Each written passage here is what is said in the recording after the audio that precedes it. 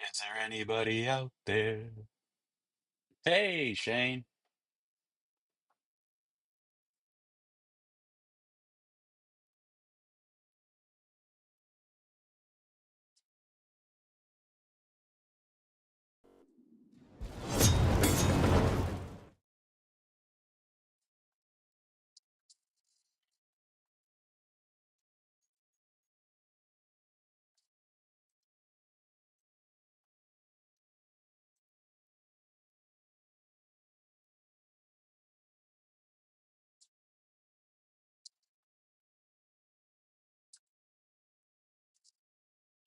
So it looks like there are two of you hanging out here so far. Yep, there's Adam. I have a wild imagination, but I don't know if it's that wild. Let's see if I can figure this out. I'm trying to get to the point where I can um, share some photos, but it looks like the Mac does not like to surface the Photos app as one I can stare in my window. That's just strange to me. Properties. I'm gonna keep them. Delete. Go in here. Properties. No. Photos. No. I'm gonna have to go about this a different way. All right. That's okay. We can make that happen. Go to iCloud.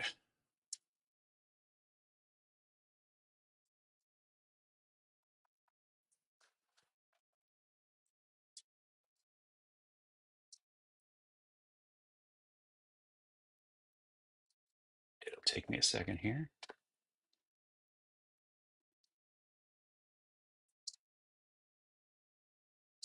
I could always do it the other way and share my phone itself, but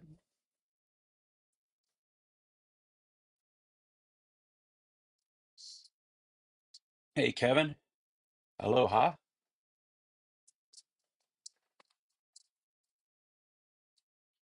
I don't care. Show me photos. There we go. Now I'm going to go over here. And I'm going to tell it to share. Let's see how I might be able to do.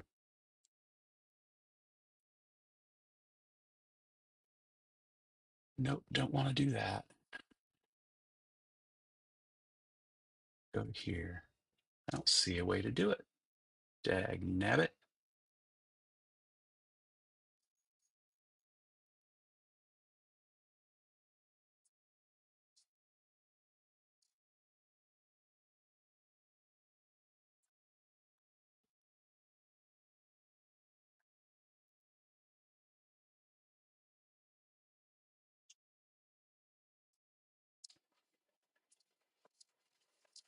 Yeah, right. I'm definitely tech savvy, but sometimes it really the issue is tech is not as the tech is not easy. Every time they turn around, they try to make it out like tech is easy, and then you come up against some sort of hurdle that really just fouls it all up.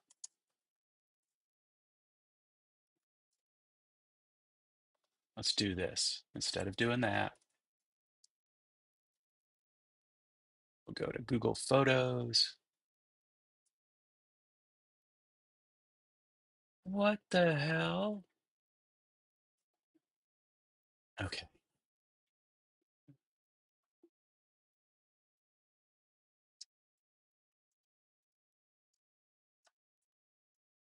I said it would stop using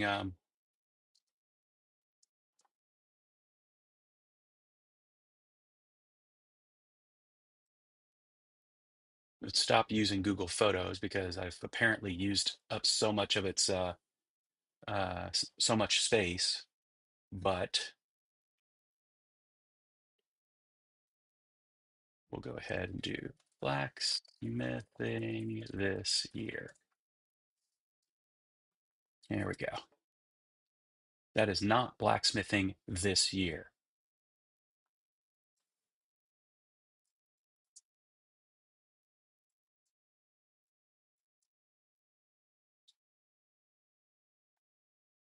No, that's not blacksmithing this year. Oh my gosh.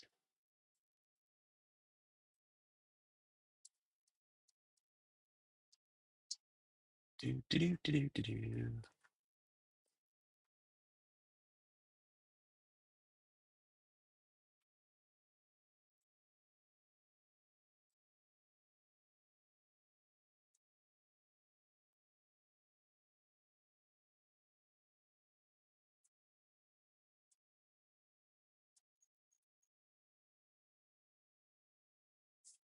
Even Google Photos. You would think it was smarter than Apple's photos. No, Apple was about smarter. Uh, we're just going to go to Photos again, and I'm going to find a different way. I'm going to add a source. I know this is exciting, guys. Sorry.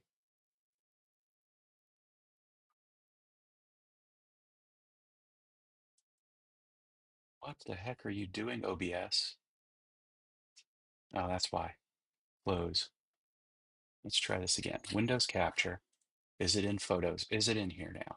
It is not. So we're going to just do screen capture or screen, see if I can share the screen instead.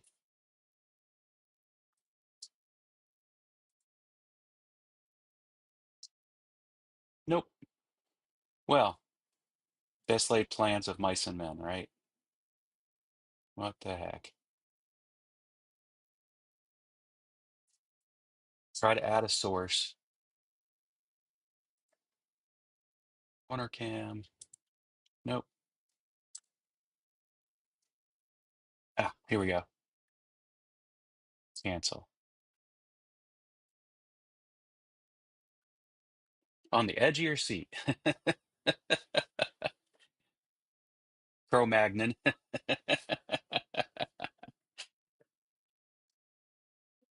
I'm telling you, I would probably get a lot further if it were like that. But yeah, we're going to go here. Hey, show windows with empty names. Maybe that's what it takes. Do, do, do, do, do, do. OP photos. That's what it took. There we go. OBS, man.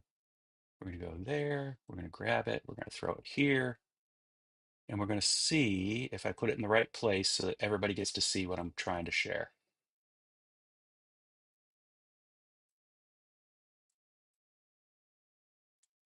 We're going to go ahead and turn it on. Of course, it's in the wrong order or something. Oh, that was the wrong thing to turn on. That's why.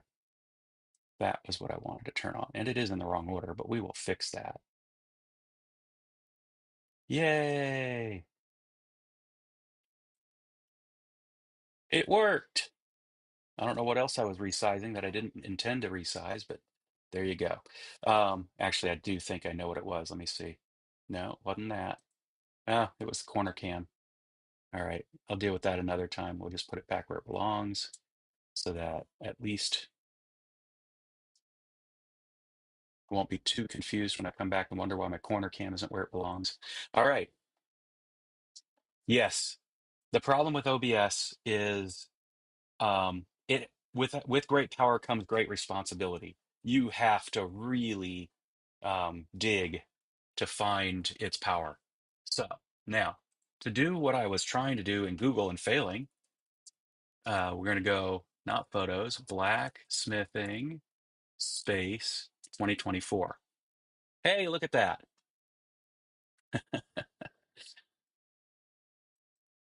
This is a way to start a retrospective. Sorry about that, guys. I hope to have that all working before I started my live stream, but other things got in the way, which is kind of going to be the theme of this show. Other things got in the way. Um, but before I start digging into that, because I mean, it was a hard year for me this year. Adam, get some rest. Love you, man. See you next year. Hopefully, you have a good celebration of the new year. Um, but yeah, it's been a hard year. You guys have all followed me real closely. If there's other folks hanging out in here now, let's see. There's four of you supposedly, and then there's also somebody up on Twitch. So, howdy, Twitch follower. I don't know if you're somebody who randomly tripped over my stream. It's not going to be nearly as exciting as so many of the video games out there. Or if you're one of my friends and family who likes to hang out here with me. Either way, um, love having you here.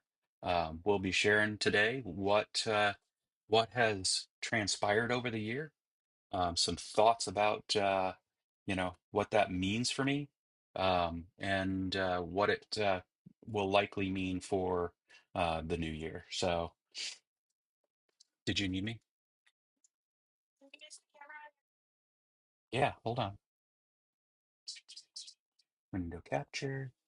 There's my beautiful wife. Christina says hi. The mic is my ear, so if you're talking, you're fine.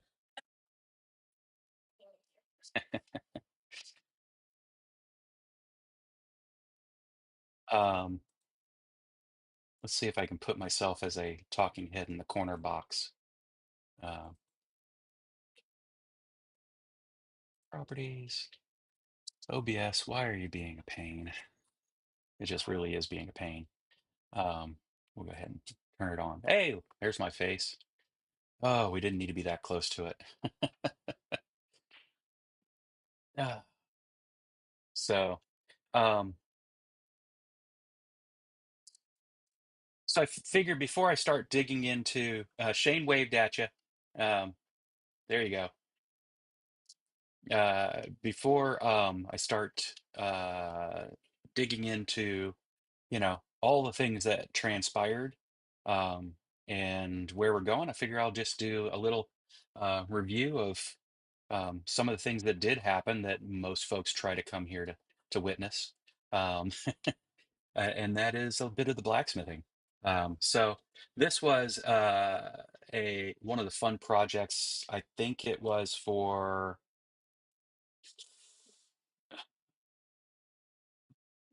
I can't remember what it was somewhere between September and November, I think. That it was one of the blacksmith challenges to create a brand. And I didn't get it done in time because I kept burning it off. Let's see if I can show you that. Um, yep, there it is. Burnt off the end of the metal that I was working on. Um, and you know, burning things in my forge is something I've gotten really good at. I think that I've improved my skill at burning things in the forge over the course of the year. So, um, yeah, it started a bit differently, uh, and that's kind of where it ended up. So, it actually burnt twice, and that's the really funny part. Um, what you'll see is it started as that rebar. But yeah, I guess I got as I was thinning out the material. You don't get to see my pointer, but in the top right side of the piece being worked there, I was squaring it up and thinning it out, and just left it in the fire too long. And even a piece that was at that point, I think somewhere about uh, um, a half inch each direction square, maybe just a little under, little crowd of uh, you know 3/8 inch. Uh, I burned it and it came off the bar, but I didn't give up. I kept trying to work it. You can see from this angle that uh, I'd already gotten um, the beginnings of the mustache preform done. So I continued working with that. You can see it some more there, bent downward, by the way.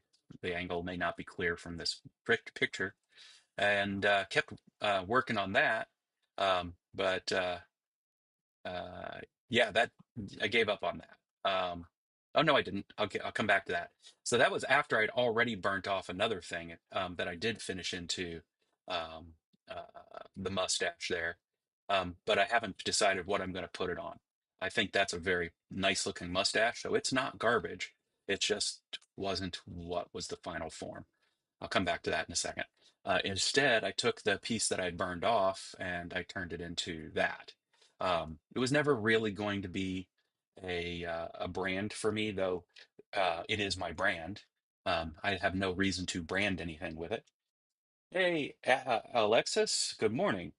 I had no reason to really brand anything with it, but I did want to have a rake because I don't know, 2 years ago now, maybe, uh, Kevin had put into my head that it would be cool because he had made one to create a curly mustache rake. So I did. I still have some work to do to finish it, but I had other projects I had to turn my attention to. That is the nature of my existence. Is if I'm not careful, I will work things to perfectionist levels, but on the other hand, there's a lot of half-finished projects out there as well. And in the background, you can see the pretty mustache that I'm not getting rid of. This one is not nearly as pretty, but it will work as a rake. So, you know, you could just keep on swimming. Uh, this was at a, believe it or not, it was at a automotive um, museum. And in the back, for some reason, they just had a collection of antiques. And a buddy of mine had gone to this museum in Tallahassee, Florida. He rescued me from a bit of my troubles, and we went to Tallahassee. I met him in Tallahassee, Florida, and we just hung out, enjoyed some time together, decompressed, and went to this automotive museum. And in the back, lo and behold, a vice I wish I could have taken home. Anyway, we'll stop looking at that because I don't need to be in this section anymore. Alexis, I was talking about the fact that I have improved my skills dramatically over the course of this year at burning things in the solid fuel forge. I don't know, anybody else who can say the same. Do you? Black screen? Oh no. Um, hmm. I mean, I don't really get to control Twitch. If that's what it's putting up there, I guess that's what it's putting up there. That's weird. Anybody else seeing a black screen?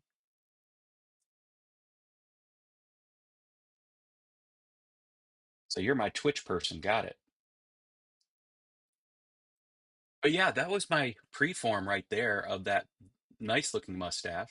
Or I shouldn't even say preform. That was what I started with was a flat bar. It was the smart move that I thought I would go with. And it really did work great. I basically did the taper to the end. I split the taper, I curled the mustache, and I went to work at chiseling it away from the flat bar and working it out. I now realize the mistake was chiseling that away too soon, and I could have drawn that flat bar out a lot sooner to make the handle part. Okay, cool. Yeah, Alexis confirmed that. I don't know what's going on Twitch. It could be a restream problem. It could be a Twitch problem. I just don't know. Um, some other successes that happened in this year explicitly about blacksmithing was the fact that I picked up this bandsaw. I haven't used it yet. I will, but I just haven't gotten out there to use it yet. Nice bandsaw, chop saw um, that I need to put to use. I bought this one explicitly because I wanted an upright metal bandsaw. The plate is there for me to put on there and use it for, doing pre-cuts. And I plan on using that for creating some, cute little figurines that I saw Let's Go do. If you don't know Let's Go's channel, It's not a very active channel, but the dude has some fun stuff going on there. Here's what I'll do, Alexis, because it doesn't really hurt me to do it. I'll go ahead and turn off Twitch for the moment. It's claiming it's saving the stream. It claims it also um, failed. So I think that Restream is just having a problem with Twitch today. All right, now it says I'm offline on Twitch, and now I'll restart it on Twitch. Interesting. It kills all of my streams and restarts all of my streams. I hope that's not true, but that's what it claims it did.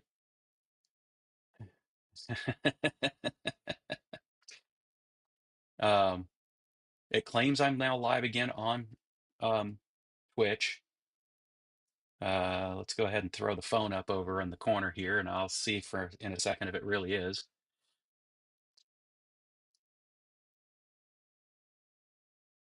Yeah, no, it claims it's live right now over there. So I don't know what's going on. I actually see, and now it's black. All right, well, I know. I don't know what's going on over there.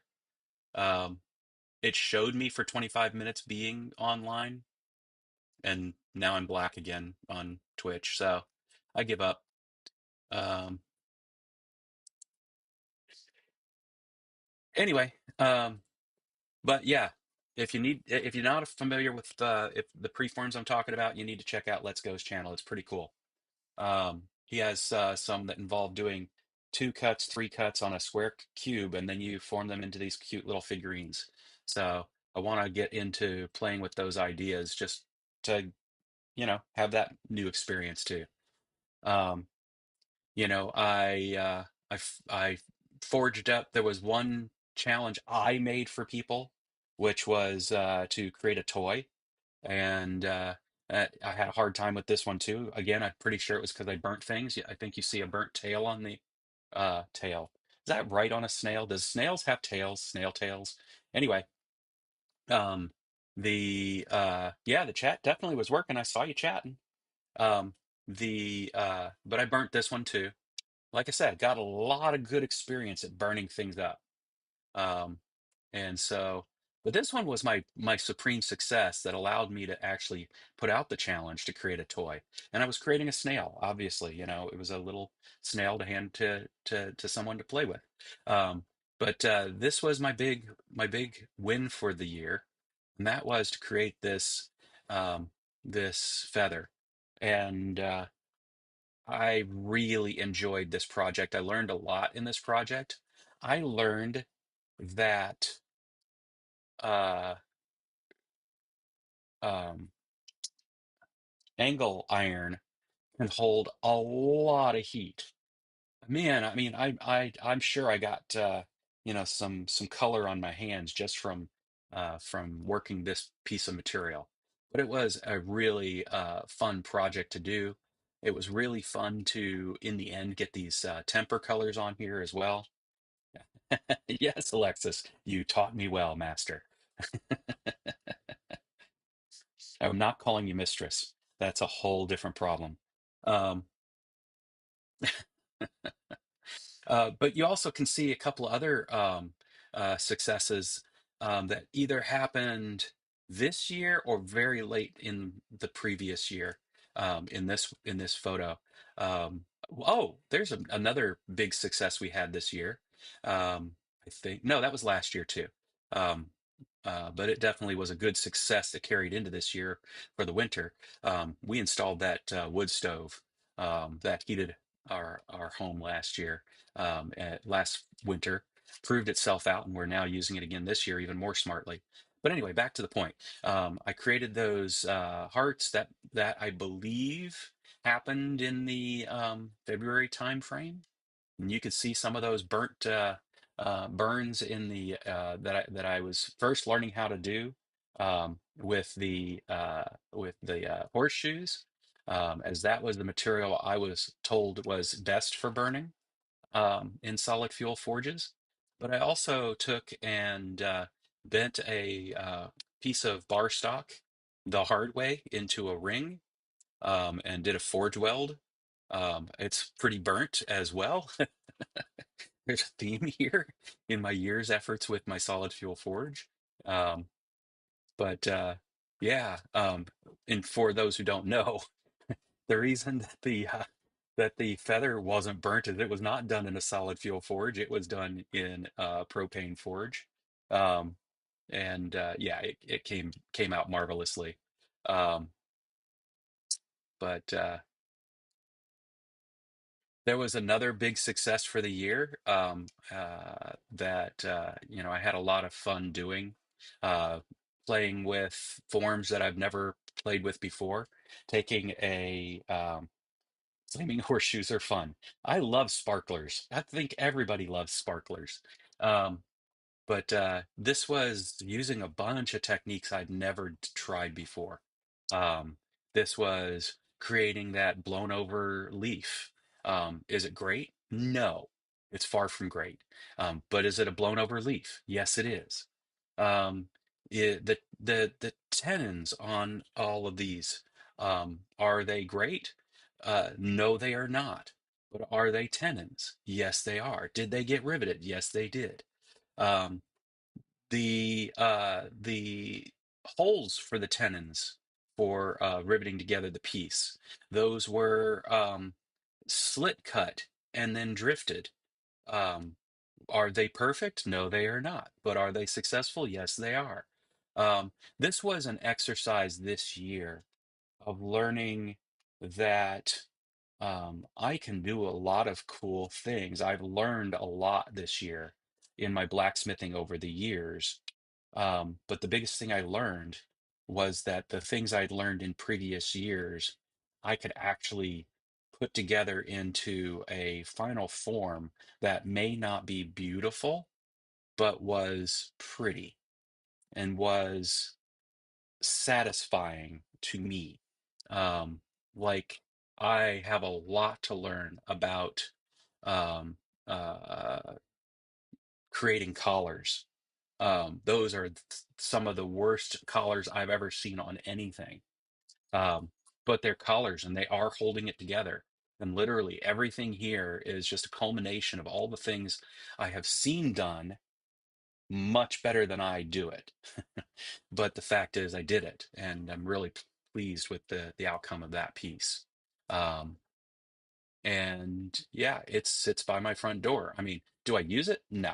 I mean, I purposefully wear mucking boots anytime I go outside, and then switch into shoes that I can, slide into and walk into the house. Um, but could it be used? Yes. And can it be improved upon even as is? Yes. I would need a torch. And this is one thing I know I'm missing in my forge that would make me make it a more capable forge.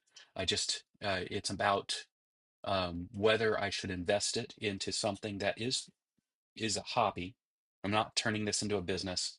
I don't have the physical uh, s- uh, pain threshold, let's put it that way, that I would need to be able to do it as more than a hobby. And that'll come back to that because that's part of the retrospective that isn't the wins. And right now, I want to focus on the wins. And there it is. It's properly sized. It will fit any size boot. Um, and yeah, that was a big win for me. And it started as those. Every last detail on this, except for the flat bar in the middle that connected it, started as a horseshoe. Um, well, I take it back. The connecting bars are not horseshoes. But the four pieces, that's what I wanted it to be, is start as horseshoes and forge into the scrolls. So the blown over scrolls. This was a different project that Thomas inspired me to just get it done, and I did, and came out great. And the hook is way larger than it needs to be. But you know what? I did it, and I didn't burn it.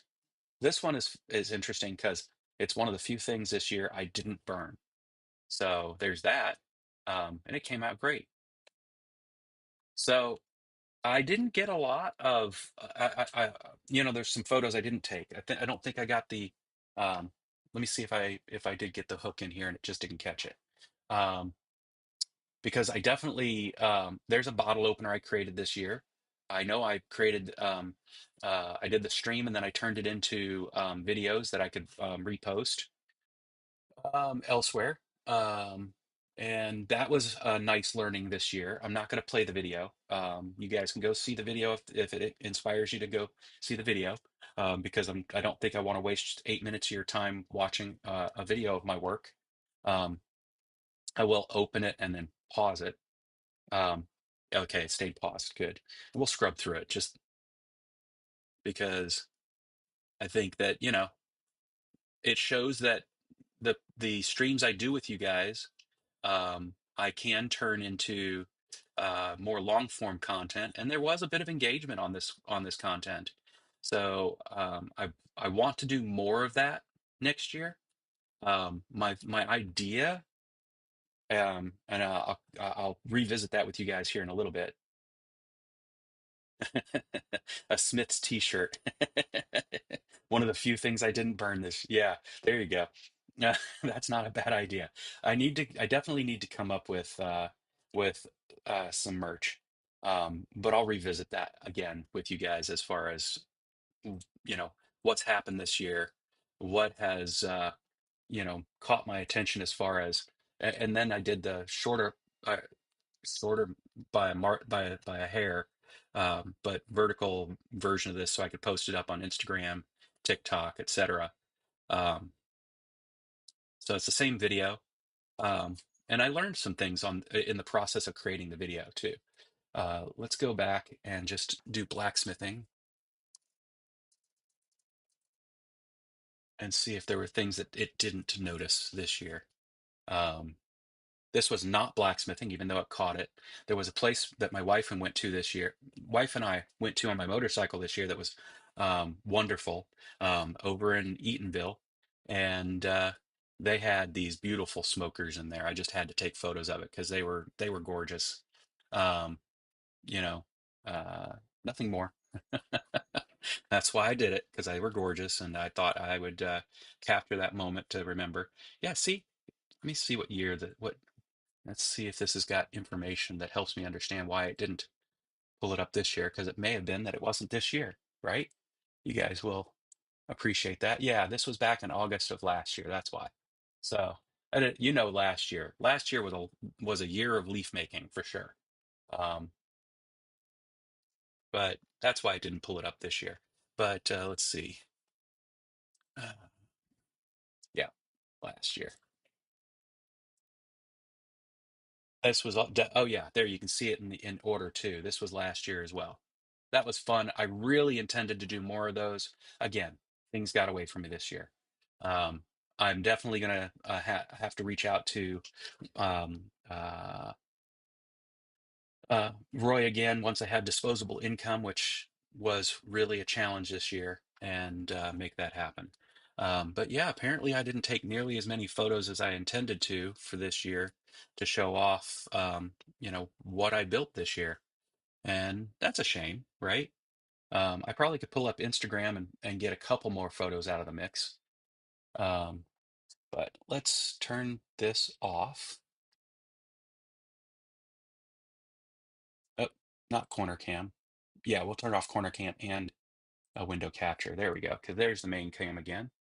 And let's go ahead and see if I can pull up Instagram here to see if I did actually share a couple more photos there.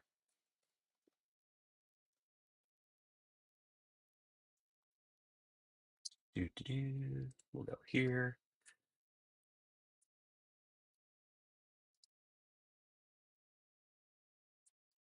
There we go.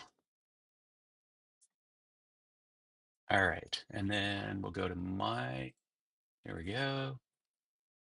Yeah. So I did share a few more things up on Instagram than I shared here. So let's go ahead and window capture. We'll go over here.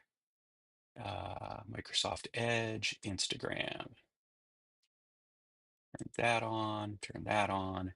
So you saw this one, of course. let's see what else. What other photos did I put up on Instagram that may not have been shown here? Um, do do do do do.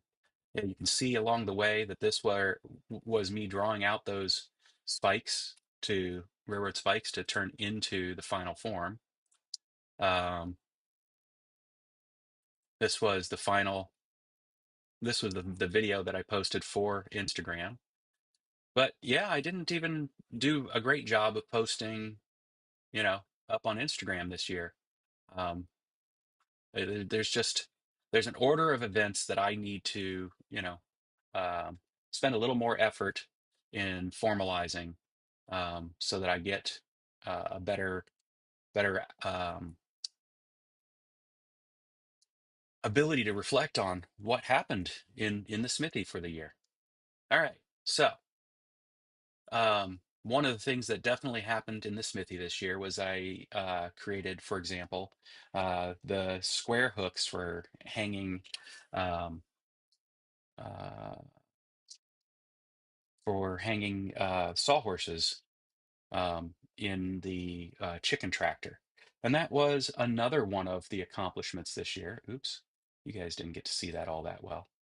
First off, stop moving the wrong thing, Jack. There we go. Uh, I need to find whatever that app is, Shane, because yeah, it's been frustrating to try and do it to individual socials. Um, for sure, for sure. Um, but there's just various challenges, and I'm going to talk about a few of those. So anyway, let me stop sharing that because it's not all that important anymore. We've seen enough of that. Um, and let's talk about some of the other wins for the year. Uh, you know, one of the uh, I mean, there's all the typical wins, and let's not diminish them. I'm still here. Uh, that's that's always a nice win to have. We get to celebrate birthdays, and we get to celebrate the holidays, and we get to celebrate our family and our friends. And the fact is, I've enjoyed every minute. There has not been a minute I have. Um, uh, Shane, you share with me all of that just because it'll be a nice learning experience no matter. And you know how to reach me. So, yes, the sharing on Insta automatically goes to Facebook. Um, And you're right. The other way around does not. And that just frustrated me this week, because there was something I would have liked that I shared on Facebook, and I thought it would automatically share on Insta, and it did not. Um, anyway, um, but anyway, the point is, let us not diminish the fact that we get to keep celebrating our birthdays. That isn't a given, right? Let's um, let's not diminish all of the great things that did happen in the year that we often probably take for granted. I know I do. Um, and so I don't want to diminish any of that. But there were, some outstanding wins this year. One was Christina, and had decided, I think last year after, um, you know, uh, working with our turkeys, because we had a far more successful than we anticipated, um, breeding of our turkeys. And then we were like, well, what are we going to do with all these turkeys? And we just didn't want to go through the process of processing turkeys. And I'm going to go ahead and I mean, I'm not monetizable, so it's not going to hurt me to say this. Processing is a kind word for slaughter, um, dressing, and butchering of animals. And anybody who can't stomach that probably should be vegan. However, uh, it is not an unethical thing to do. Um, life, what is the meaning of life, right? Life is about serving life. That's it. That is what the meaning of life is. Life serves life. Say, hey, Dakota, I'm glad you could catch me too. I really appreciate you stopping in. And if you can't hang long, that's great. I don't hold that against you because uh, you know, sleep is one of the best things we do in life, right? But yeah, um,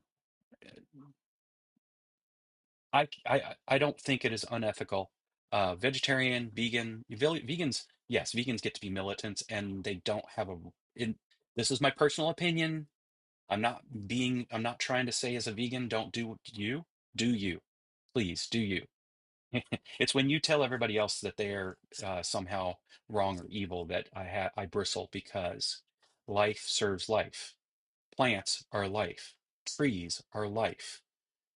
Every time we kill a plant, it knows it. It feels it. Um, life serves life. Um, uh, no life exists without taking life. Um, so back to the point.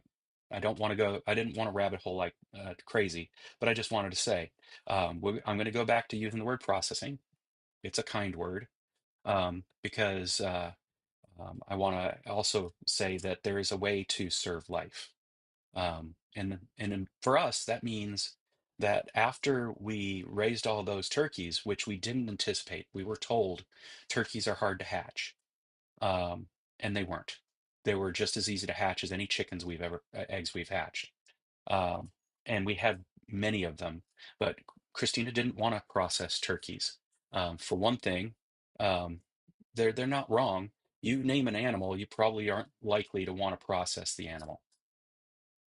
Um, and they were miracles to us. So we knew that they probably would become somebody's meal, but we just didn't want to be the ones making that final determination, or she didn't want to be. And so we sold most of those. Um, there were a few we did not sell. Um, and one we sold, and they asked us if we would process it for him. Our neighbor said that he would do it for us, which was wonderful. And he had been processing his own animals, various kinds, not just birds, but he also raises goats. He's raised cattle. Um, and so this is something that just is a matter of life as far as he's concerned as well. Um, and so he helped me, I helped him mostly process the one turkey that we were asked to process. And so I learned the process.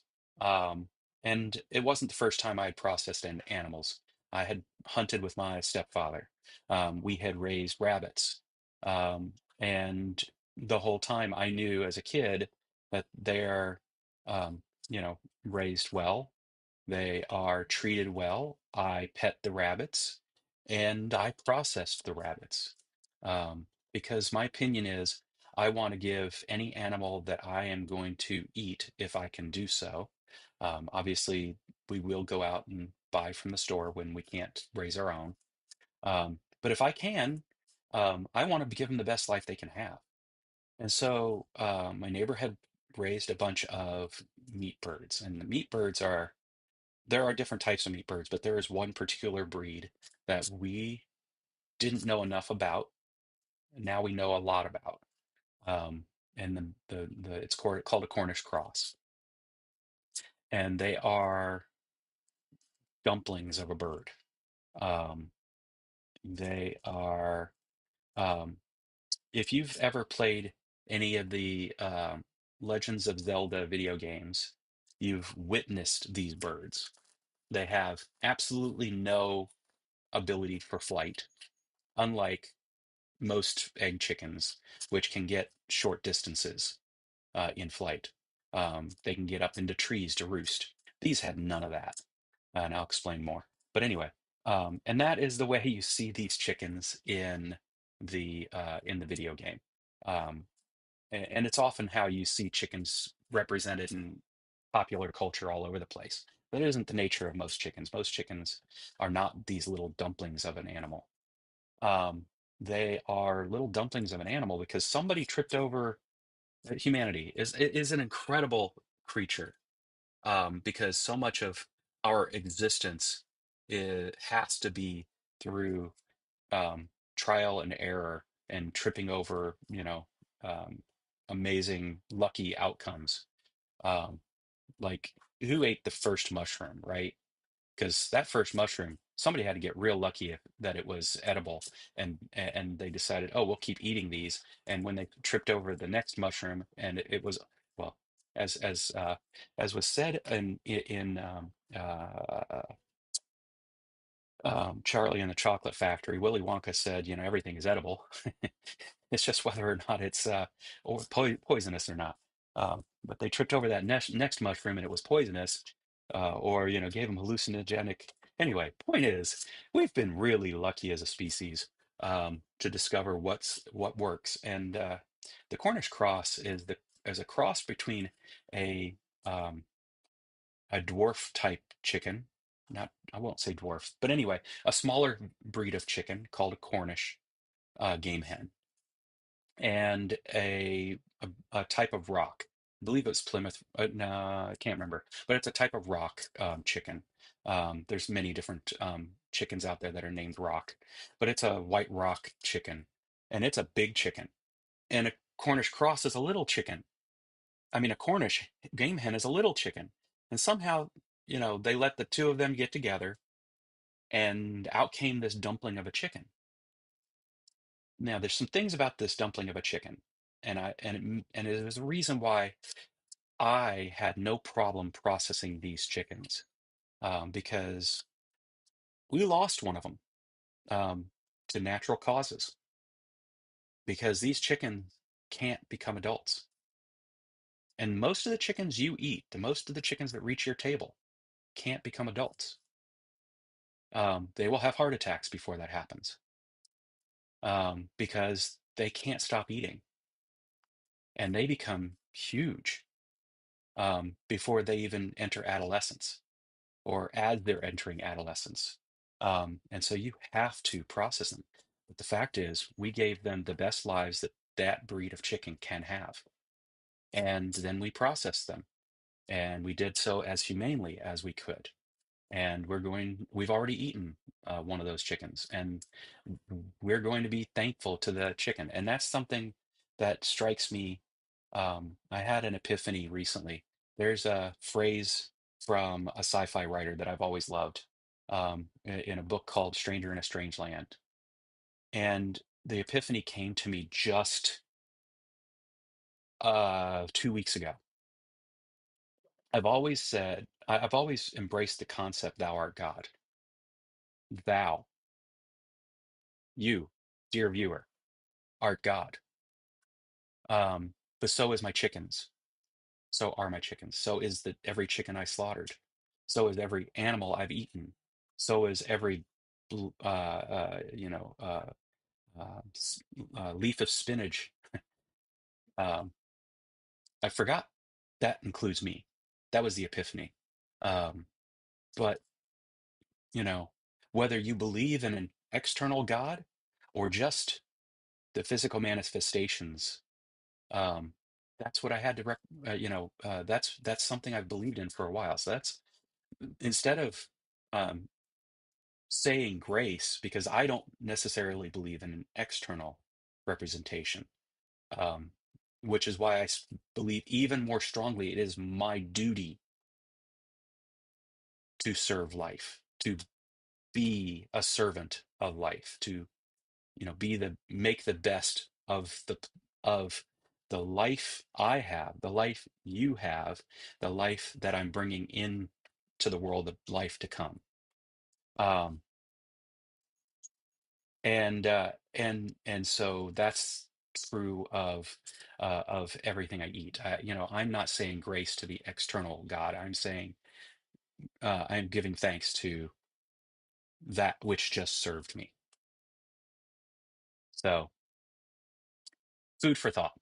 To me, the fact that my wife decided we are going to raise meat chickens, we did raise meat chickens. We processed the meat chickens. We have enjoyed the fruits of their lives and our labor was a huge win for us this year, and something we will continue to do.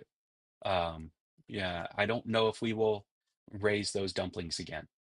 Um, there are other ways to raise meat chickens. There are other types of meat chickens out there that don't have to have such abbreviated lives. I don't know. I have to think about whether having abbreviated lives is better than having them have longer lives, that didn't need to end, but we then ended them. I don't know. I have to think about that. But it was a huge win for us this year. Really huge win. Um, and I know we've had other huge wins. I have dear friends from back in Orlando who visited us this year. Garrett, if you happen to be tripping over the stream this year, I mean this week, um, I'm so happy that you guys decided that you want to sit down, even some shallow roots here in my neck of the woods, and that we'll get to hang out more than just you stopping by and hanging out with us. That was awesome. Um, that is not the mini, that is the A1. That has been a huge win this year. Um, Huge win.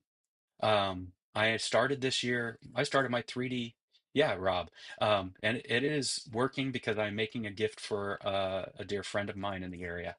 Um, and I've got one half of the gift done, and that's the second half getting completed, hopefully by about 2 p.m. today. Um, but it's working. Um, and that's another huge win this year. The fact is, I um, got into the 3D printing uh, hobby, and I knew I'd enjoy it because I enjoy creating things. Period. And I could be um, creating software. I can be creating art or tools or useful uh, things in blacksmithing. I create by putting together Legos. You know, I love creating things, and so I knew this would be another fun creative outlet. But I started with an Ender 3, and I got more frustrated with the amount of effort that went into the creation that wasn't creating anything than I did the creation. And I honestly can't remember what happened, but then we ended up getting the A1. We waited for a little bit, watched all the reviews, ended up getting the A1, and then the Ender started collecting dust because the A1 just worked so well. And yeah, Shane has been sending me prints like mad. I've been loving it because they're just another thing that at some point I'm going to have to get around to printing. I'm going to have to get around to finding out, is this something I would that other people would enjoy too? Can I reach out to the creator and ask them if they're willing to allow me a commercial license or some profit sharing mechanism? There's this beautiful set of um, build it yourself um, lightsabers that I've reached out to the creator. I want to know, will he profit share with me? Because I would love to print these things. As it's currently listed, I'm not allowed to print them for sale. They're only able to be printed by people who have 3D printers. And, I know there's folks out there who would love to have these things. And the market that's out there for them is just um, much bigger than you might think and priced out of most people's reach. Anyway, back to the point. That's been a huge win. I ended up selling the Ender 3.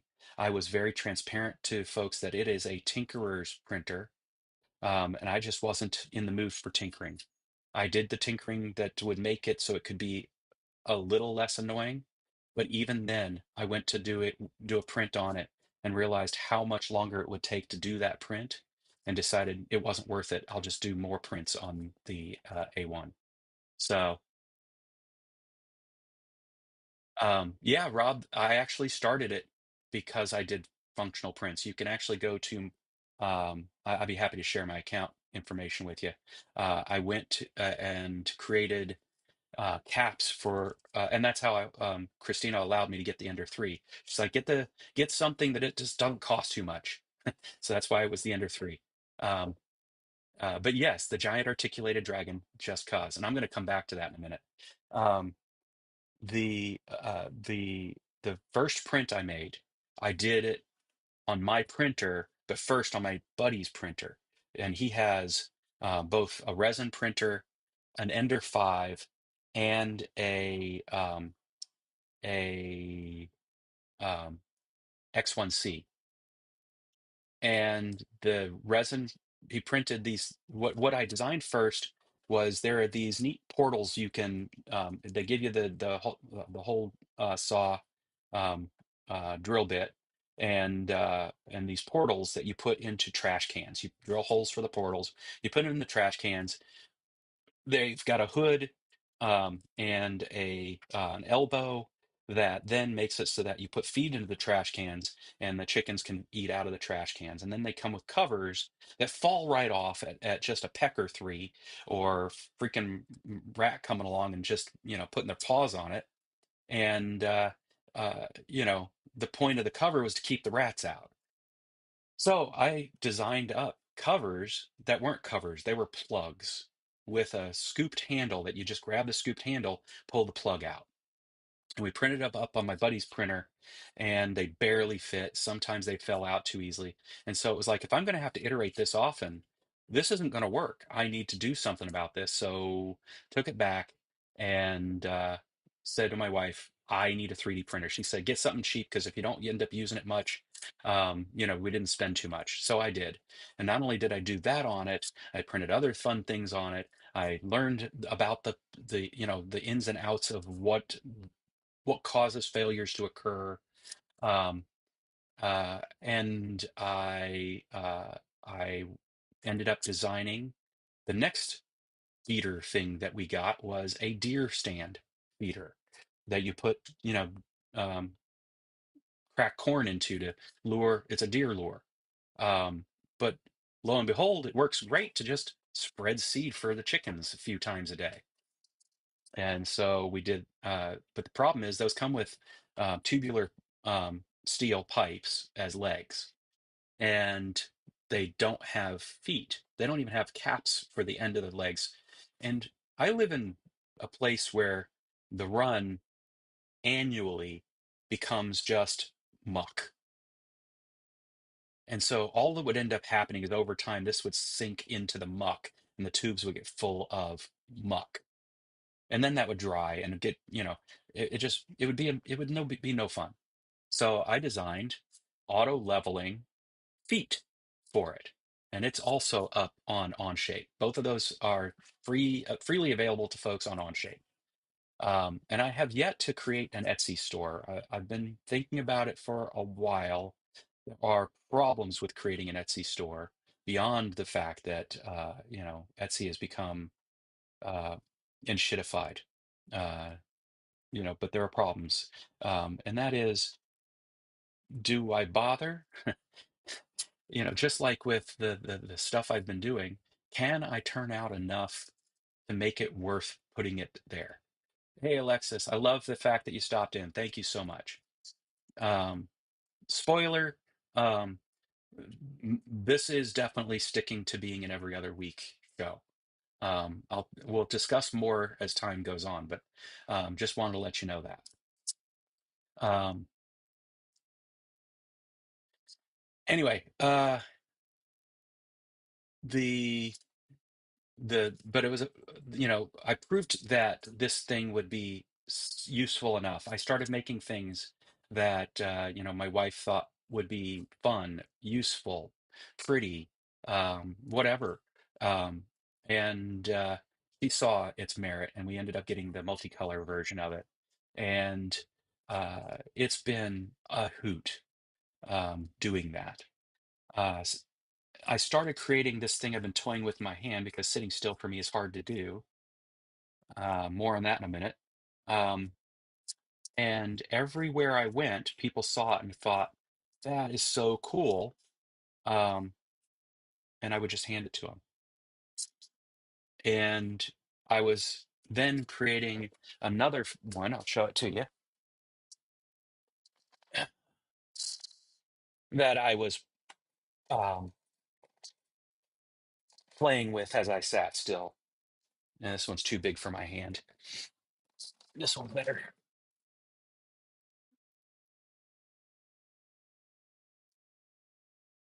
Uh, these are like practically brand new off the printer that I just have tons of now for reasons. Um, but it was this little fidget ring, and you sit there and spin it. And um, what I realized is um, I loved making these little fidgets for me. The multicolor part of it or not multicolor, it didn't really matter.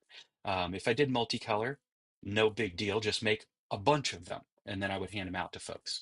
But they're like little Circes. They're things you just can give away. They're so cheap to make. Um, and that's what I was doing. I was handing them to kids. I was also printing uh, things like, uh, do I have the other one sitting here? This one, which is also basically a big fidget toy. And I was printing ones in the size in between, right? But this one's even educational because it's got these little cranks you can put on it. You can understand how the gearing works in um, planetary gears.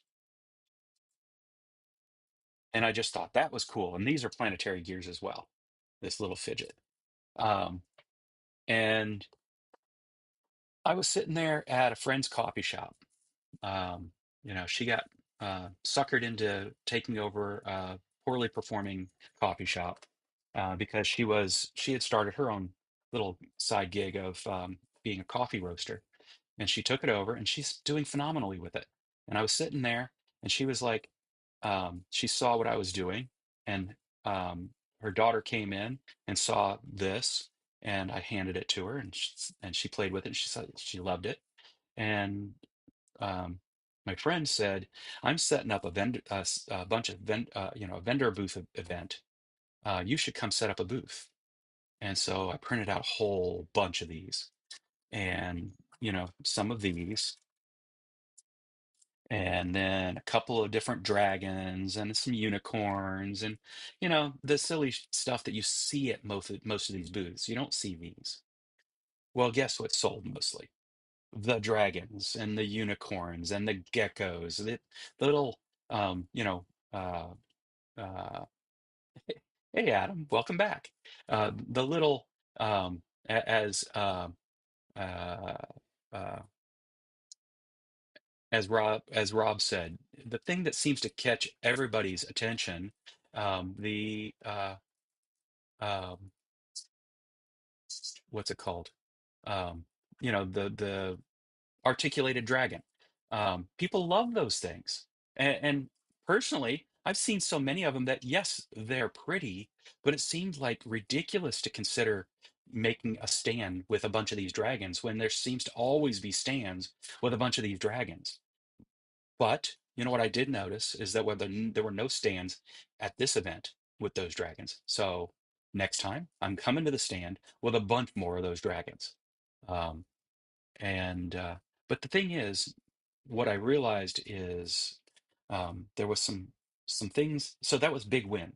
So I think it's time to pivot because I've been going on now for over an hour on the wins, which I'm really pleased about because I didn't think I would be able to go on for an hour about the wins. It's time to talk about the challenges that happened this year. There were a lot of them. This was a very tough year for me. I've never had a year as tough as this one. I think you all saw that. I think I'm very authentic with you guys. Oh, that's a really. That's a really good idea. The little art, and you know what? I actually know of concept around that to sell. I know exactly how to make that happen. Thanks for that idea, Adam. One of the other wins, by the way, is I started doing my own design. Let me show you. Ah,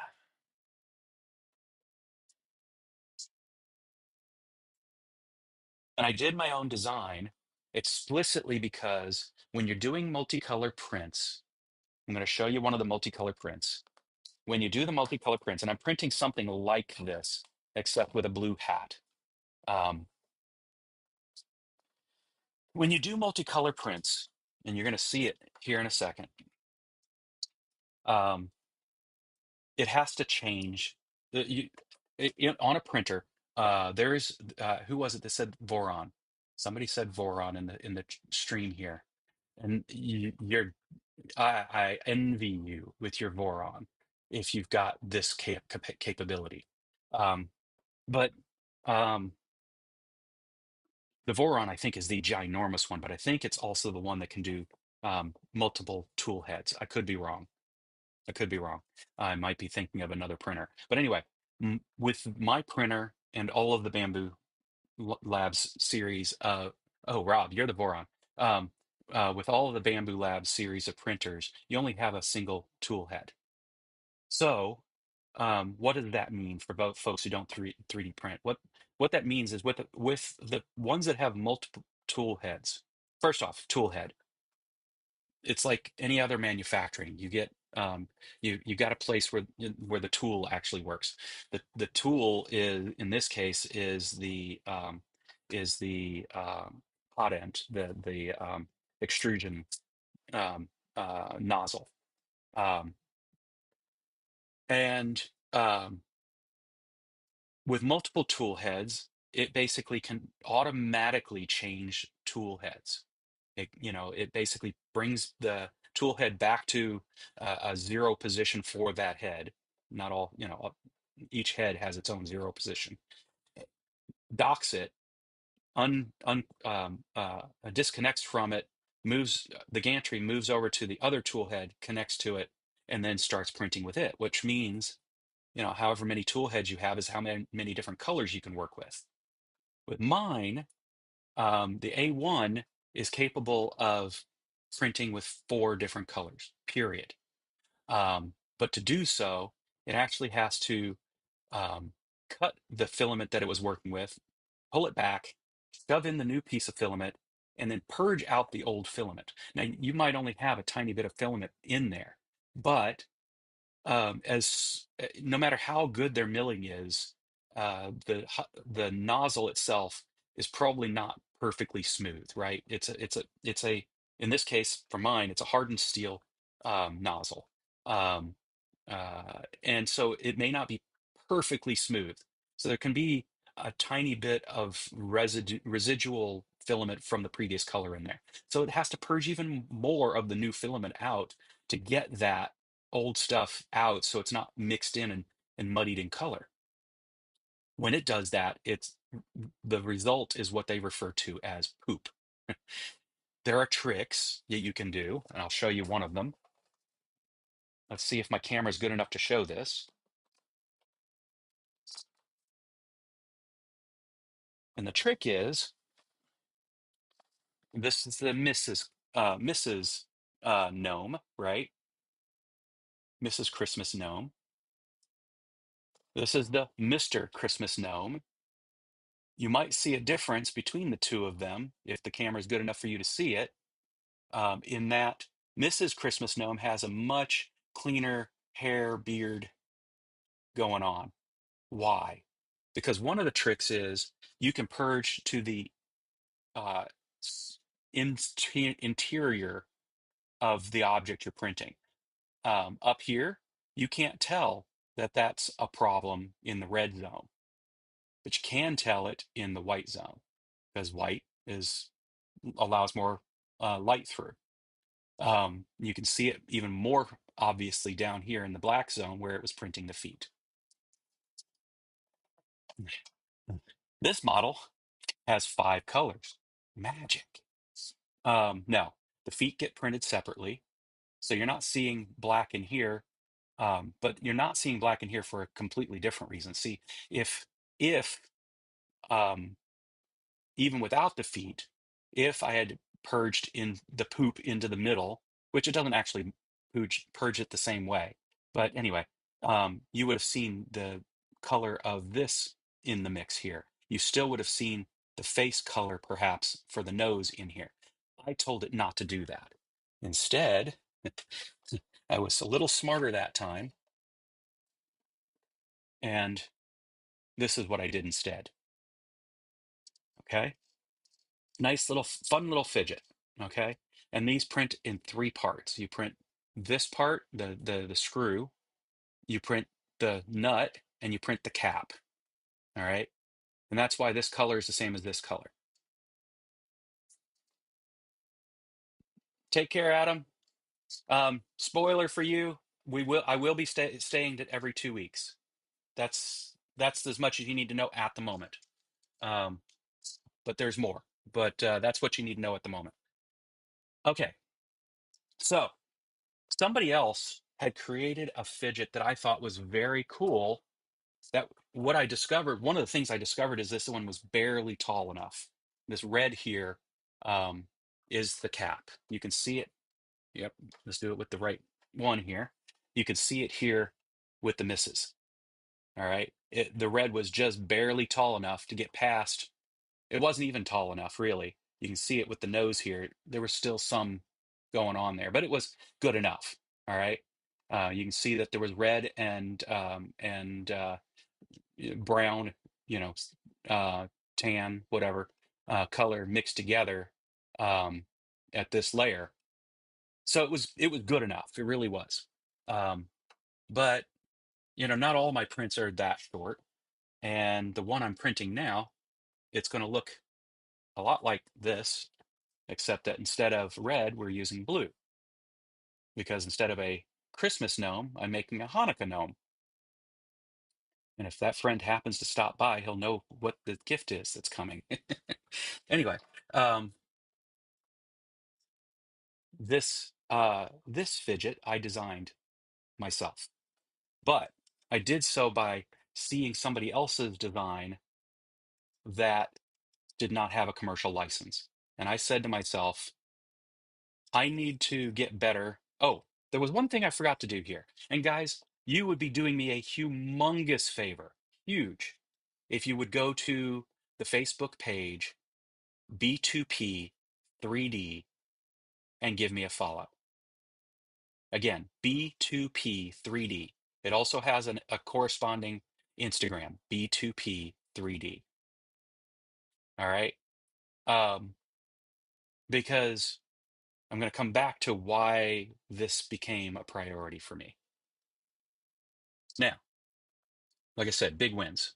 I'm going to come back to that.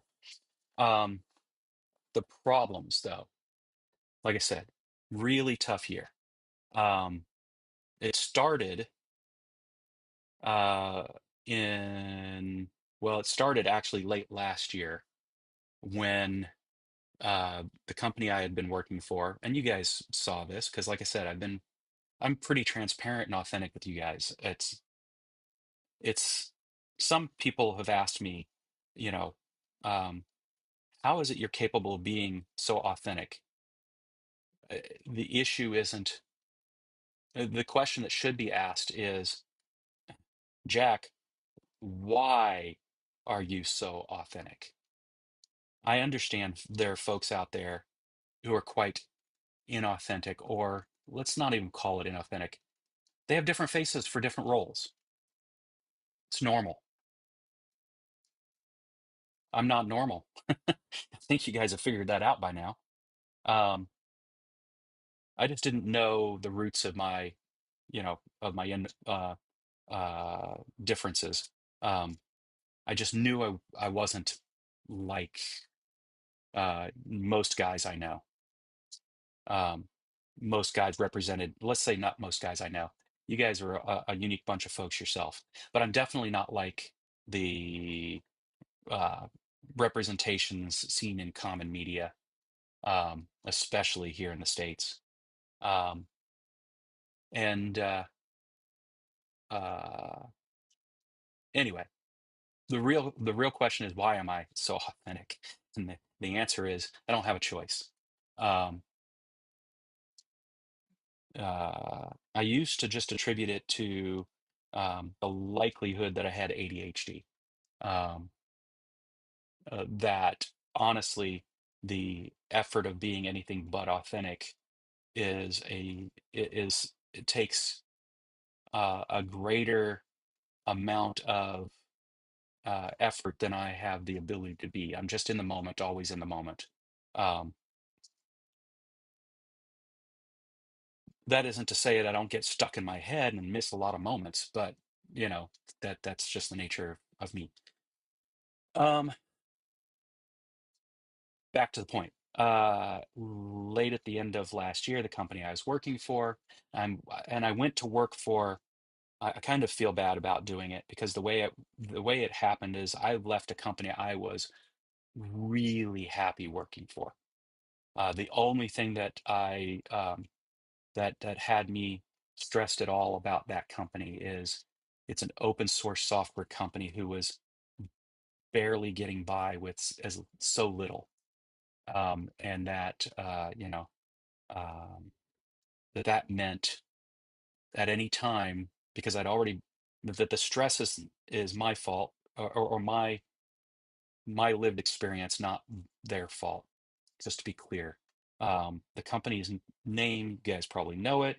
I love it. It's called Lightbend. It is no longer called Lightbend. They just recently decided they're going all in on the one thing that has made them so famous, and that's Akka. And so now their name is Akka. Um, and I loved working for them. Absolutely loved it. It was a company that um, was foundationally European, and the way that they treated work-life balance was so foreign to what I'd experienced up until then. Um, and so I loved it. Um, I loved what I was doing for them. It was amazing. I was making sure that their mission was being pushed forward. In other words, helping people use a tool that was super awesome. Um, but friends of mine had reached out at about the same time where when I was worried about the longevity of the company, and they were friends I had worked with before. One friend who is a dear friend of mine, that I'd worked with twice before. Um, and this was an opportunity to work with him a third time. And it was a great opportunity to work with him a third time. Working with him is always a great opportunity. So I took it. I went and worked with him, and that lasted about a year and a half, about a year before we started seeing, mm, mm, about 6 months before we saw a round of layoffs. Stuck it out, thought to myself, well, that was just low performer layoffs. It wasn't. They started standing up engineering offices in India. They did another round of layoffs. Um, right after they also acquired a company in India, which further bolstered their investment in India. That round of layoffs included one of my friends that I came to work with, who was a director and took great issue with what was being done. But this other buddy of mine that I have worked with three times uh, said, if I have to continue working with the folks in India who are clearly taking our jobs and aren't listening to me about the uh, architecture I designed, I'm not sticking around. And he too left. And I stayed and negotiated a severance package, which had to be exercised something like 4 months later. So suddenly in February, I was unemployed. Um, the market wasn't dead at that point. It wasn't great, but it wasn't dead. for established folks. My son, who's a computer science grad, um, has found the market dead for him, because after the folks after uh, the COVID shutdown had ended, big tech decided we're just going to lay off all the staff we hired over the period of COVID, which is mind blowing to me. I don't know what in the world is going on, except that invest, you know, they thought they were gonna be able to ride some wave that they didn't get to ride. I don't know. But point is, as a result, there are a whole bunch of recent grads that have a year or two of experience under their belt and are unemployed. Or maybe some senior folks did get cut too, but because they're senior, getting hired back again is easier. Um, Not easy, easier. The recent grads are taking not the recent grad, you know, the folks with 2 years of experience are taking all of the entry level jobs, if there are any. And so all the folks that graduated in the last year or two are sitting there, trying to figure out how the hell do I, you know, make myself marketable in an environment where there are people with more experience than me willing to take my job at lower pay. And the capitalists love this shit. They love making us fight each other instead of looking at the problem itself, which is them. Anyway, um, but that first time I had an easier time getting hired back on. And I ended up landing a job that didn't make a lick of sense, as far as I was concerned, regarding benefits and pay, etc. Come to find out, there is a reason that they're paying like they are and their benefits are like they are. Then they have an incredible environment, to work in. It's a hyper social environment. They have you in the office, like I think it was 3 days a week, hyper social, social activities going on all the time, paying for your lunches when you're in office or not in office, you know, paid top dollar, like competitive with the big tech companies. Um, but they were so, even though they were established, their documentation was practically nil. Um, and I learned I can't survive in a hyper social environment.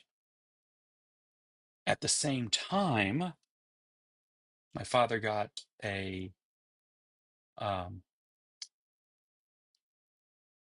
a terminal diagnosis. Yeah, Rob, I get you. I am, you know, I'm not a curmudgeon, and I do love interacting with people.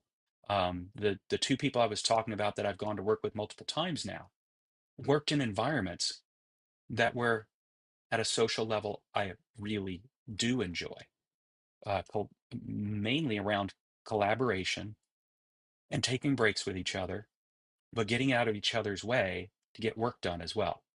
And it's possibly due to the fact that my dear friend that I, you know, love working with 3 times now, has a similar mental attitude.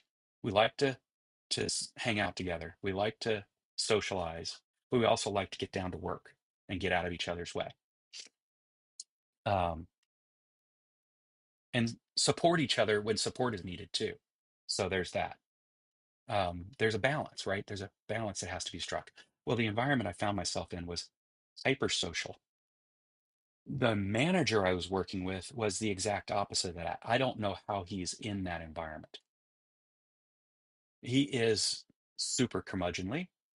I constantly got uh, disappointed dad vibes off of him. I've been extremely fortunate, but also successful in my career beyond my wildest dreams. In this job, I was failing, and I was seriously,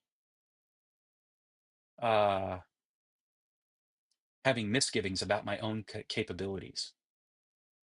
Even while, if I were to reflect, I would understand I apparently have some phenomenal capabilities, but I was having strong misgivings about them. At the same time, like I said, my father got a terminal diagnosis. I went to my manager and told him about it. And he's like, well, if you need time off, just let me know and we'll work something out. That is not the same thing as the kind of behavior I got from the owner when the terminal diagnosis was confirmed. So first he got he got told that there's a chance, but he needs to have a biopsy for confirmation. And because my um, father's wife, I don't want to call her stepmother, not out of disrespect, but because she never served the role of mother to me in any regards. She was my father's wife, and I respected my father for selecting her. Um, but every time I interacted with her,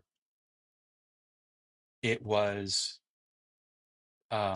to tell me that my father's dying wish would be my father. Why don't I visit my father more often? You visit your mother all the time, at which point I would tell her my mother is dying. I would only visit my mother because not because I don't want to visit, but because the ability to do so was hard to do. I literally had to drop a lot of things in life and hope somebody else could pick up the balls I was dropping to be able to make those trips when my mother was on her deathbed multiple times. Sorry to say that, but multiple times. And I wasn't visiting my father. He wasn't on his deathbed. And the only time I could really get away was because I had an emergent situation to deal with. Um, Brian Brazil does disappointed dad vibe. um,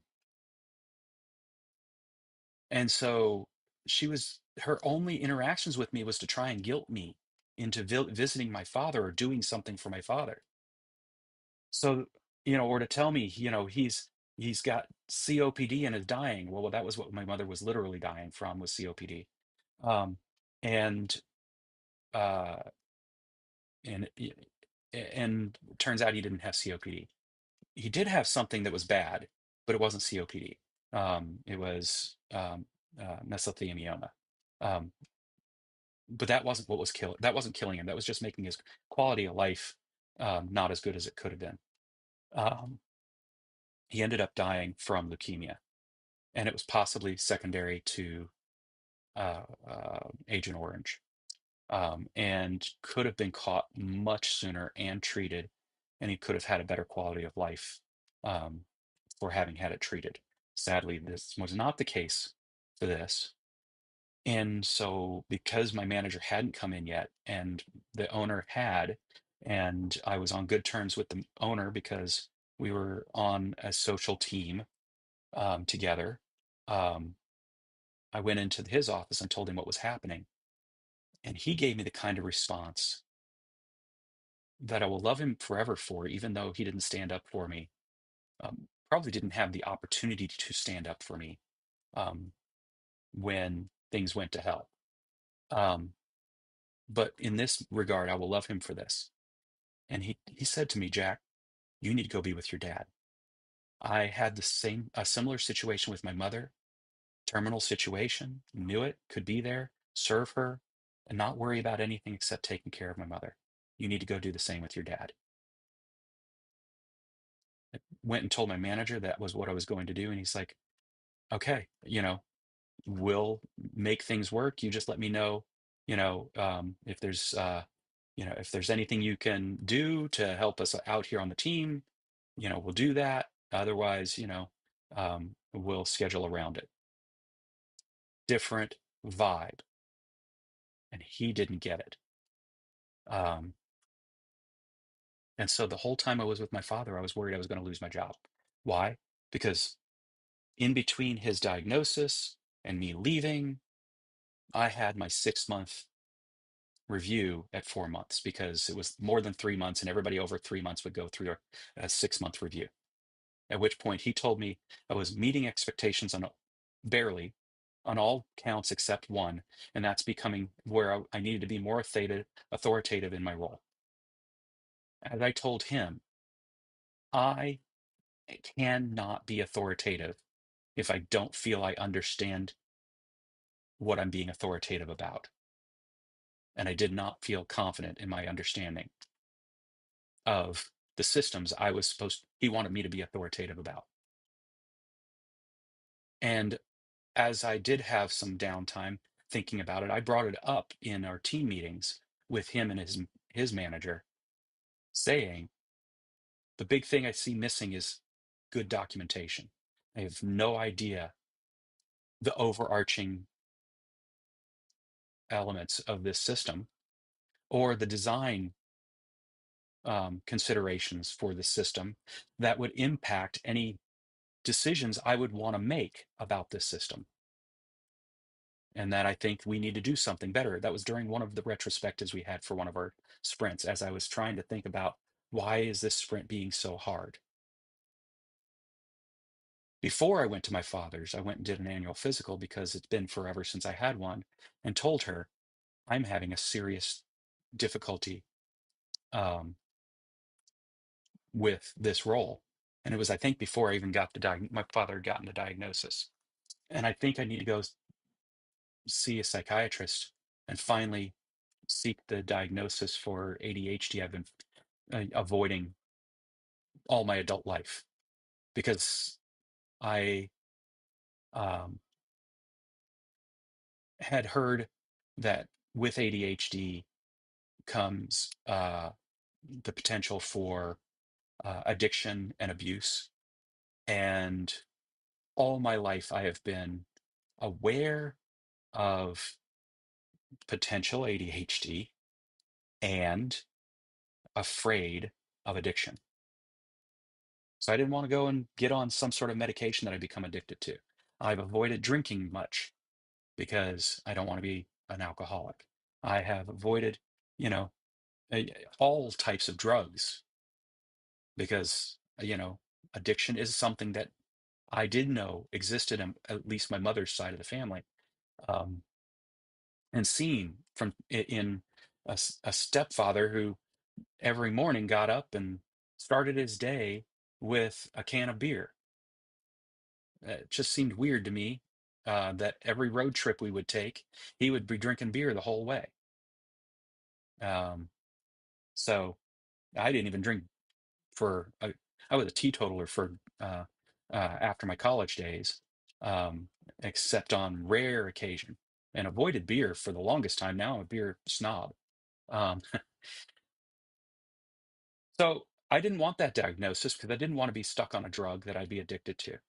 But I got to the point now where I was like, I don't think I can actually survive in this environment unless I go see somebody and see if there are some coping mechanisms I've forgotten over the pandemic or whatever. And come to find out, uh, after my father passed, or no, before my father passed, after I came back from the month and a half I spent with him, uh, I went and saw the psychiatrist and got a diagnosis for ADHD, but also a diagnosis for autism. Um, and it took some reflection to embrace the idea that maybe that's possible. But it didn't take a lot of reflection. My high school years, where um, Kevin, I hope that isn't saying something about your wife indirectly. No, I'm kidding. I am. I really am. I know you guys have a strong, loving relationship. So um, uh, I drank too heavily late in high school and in college on um, um, binge type ways, and did so even the night before my marriage to my first wife. And so, yeah. Um, anyway, uh, upon reflection about the difficulties I've had developing relationships, establishing them and developing them, recognizing when somebody is interested in me. I've never been able to do that. Never. I've always just had to have an interest and then a lot of guts to ask for something that I figured I'd be rejected for. And I do have rejection, avoidance. Uh, I think, it's a natural thing for a lot of people, but I definitely have it. So I didn't date much. And the first woman, well, no, the second woman that I had the guts to ask was my first wife, and it was a bad deal. Shane, I definitely need to fit once I have disposable income again. I definitely need to find a way to make a trip to see you and your wife and meet you in person. You've definitely convinced me of that in numerous ways. Um, and I have some beers here that are aging that I would love for you to come enjoy with me. Uh,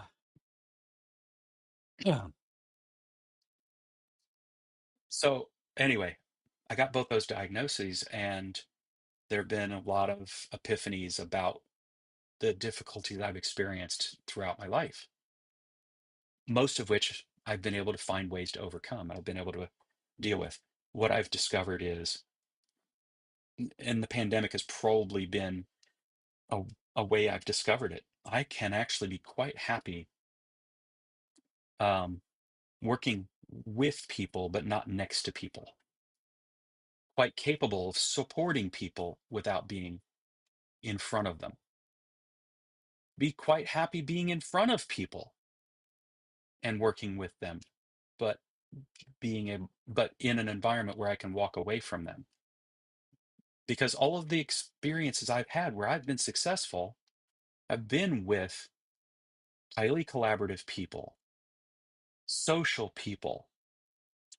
I didn't realize I had that turned on. Social people in environments that I could withdraw to an office, or where we would just let each other be in our own space, even if we were in a pod of, 8, 10, or 10 of us. Um,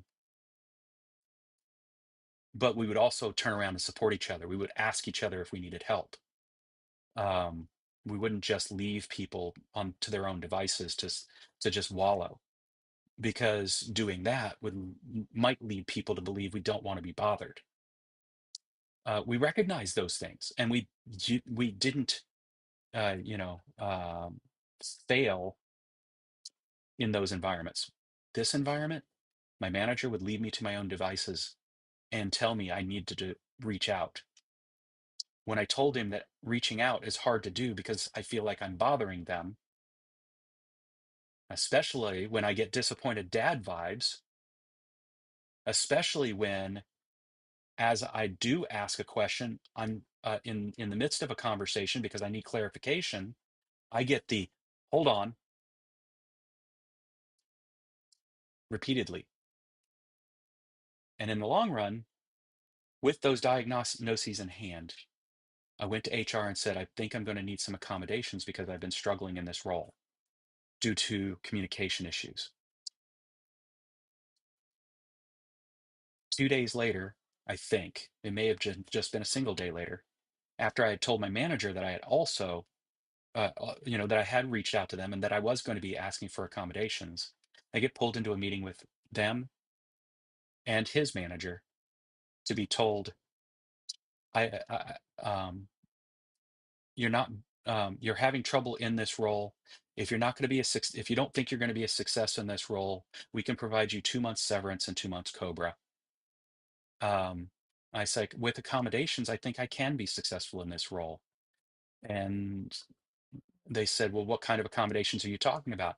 I was like, the accommodations I would need is I would need some better documentation about the systems I'm intended to be authoritative about, because what we have right now is completely insufficient for me to do so. And they said, we can't provide that accommodation. I had no choice except to be told um, they can't help me move along. What I discovered too late was that was illegal. I signed documentation. I signed a release of my privilege to sue about that problem, about that behavior. They literally were supposed to have an AD representative in the room with them to have this discussion and document it. They didn't. Not only did they let me go, but they let me go in a way, they allowed me to work out the rest of my day. They paid me through to the end of the month and gave me the 2 months severance and 2 months Cobra. I left there under the belief that this was an amicable separation and not um and basically that I was laid off. Instead, they fired me with cause and delayed my unemployment. So this has been a very tough um several months. October, November, December, 3 months here, plus the rest of September where I was sitting there wondering what am I going to do next? Is there anybody out there who's going to do any hiring? And by the way, there have not been. The only opportunities that have been out there have been contract roles, and all of those contract roles have come to me um, with amounts that are paying um, anywhere between 15 to $50 less an hour than I was getting paid at the job before this one. As I said, this one was paying way more than I anticipated, including the fact that they would reimburse a ton of things. Go back to the job before that. The contract roles are all paying 15 to $50 less. I've had to basically cash out my retirement. And I'm not wanting to pity, by the way. This is not for pity. This is to explain the challenges that I've faced that have made me have to do things differently and have impacted my ability to be with you folks the way that I represented I was going to be um, throughout the course of previous years' live streams. Um, this has impacted us in such a way I had to cash out what meager amount of retirement I've been able to save because this was a new career for me 15 years ago that changed my earning potential dramatically. Um, but that means that I'm almost 57 years old. I'm coming up on my birthday on the 24th. Um, there's 40, I went through 25 years of my career without having enough income to afford doing anything more than paying the bills. So no retirement savings. And then suddenly I'm able to start doing a little bit of retirement savings. And every time I turn around, I've had to cash it out to do things like buy a house or um, uh, pay off debts. That's what we just did. So I can afford to take a pay cut and continue on. The new job is supposed to start in January. And I say supposed to because things could fail. It has been talked about all too often lately that, up until the very moment that a person was supposed, the day the person was supposed to start, they they're getting ready that, they've given notice, they've left the job, and then they can't start the new one because the role is suddenly gone. And in contract work, that's even easier because contracts can end in a moment's notice. And so I'm going into a contract job, um, paying less, but we've gotten our finances in order such that that's fine. We can do this. My wife is a genius as far as making things work. She's always made me know. Um,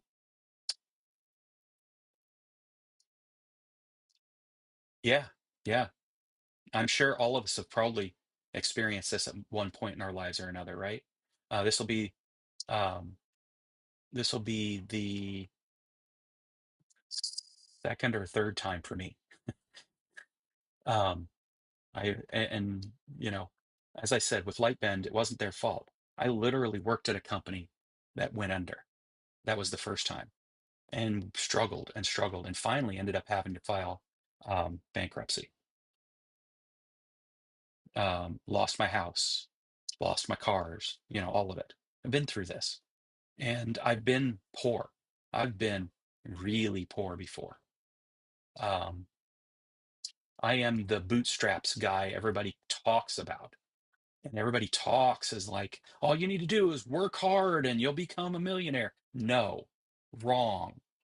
All you have to do is be smart and work hard. Wrong. I don't know how many times people tell me I'm the smartest person they know, and it makes me bristle every single time because it makes it sound like I should be a millionaire in my heart. I don't mean that they make it sound like it.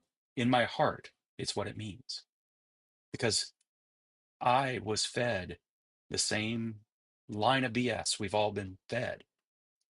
Almost every one of the success stories out there involved either somebody throwing $1 million at somebody to make it possible for them to then become a millionaire, truly. Or, so in other words, they basically started as a millionaire. Or um, an extreme set of fortunate events. Or they have burned more people, including probably their own family, by not being there for them because they're working their asses off, doing nothing more than trying to build something for their family, which means that they have a fortitude that isn't common. It isn't just intelligence, right? It isn't just fortune. So anyway, point is, it's been some rough times, and so yeah, you guys haven't seen me out in the Smithy as often as I would enjoy being. You've seen me dealing with, um, thank you, Aunt Carol. I know that. It, it, I know my capability is there. Uh, yeah. Um, but on top of things, I don't know how often I've shared it or if I've shared it at all, but I've had injuries through life, physical injuries that uh, have resulted in chronic pain, and those things get worse with stress. I have uh, a stomach that behaves poorly with stress. I have uh, skin flare-ups that behave poorly with stress. I have sight problems that behave poorly with stress. And, all of those culminate into being less capable of, at times. Um, and there's been a lot of stress this year. And getting out at the shop, one of the outlets that I absolutely love, is hard to do when my back decides moving isn't going to happen. When my shoulders decide, you're not picking up anything. Um,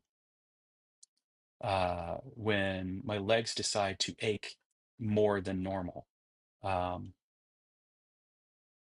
I would love to do an Etsy with things I make in the shop. I just don't see myself having the physical um, tolerance of the pain to be out there creating enough stuff for the to fill the shop up with. Oh, Kevin, nothing about being friends with you is stressful. The shop does not make me stressed at all. It actually does relieve stress because I am, again, making something.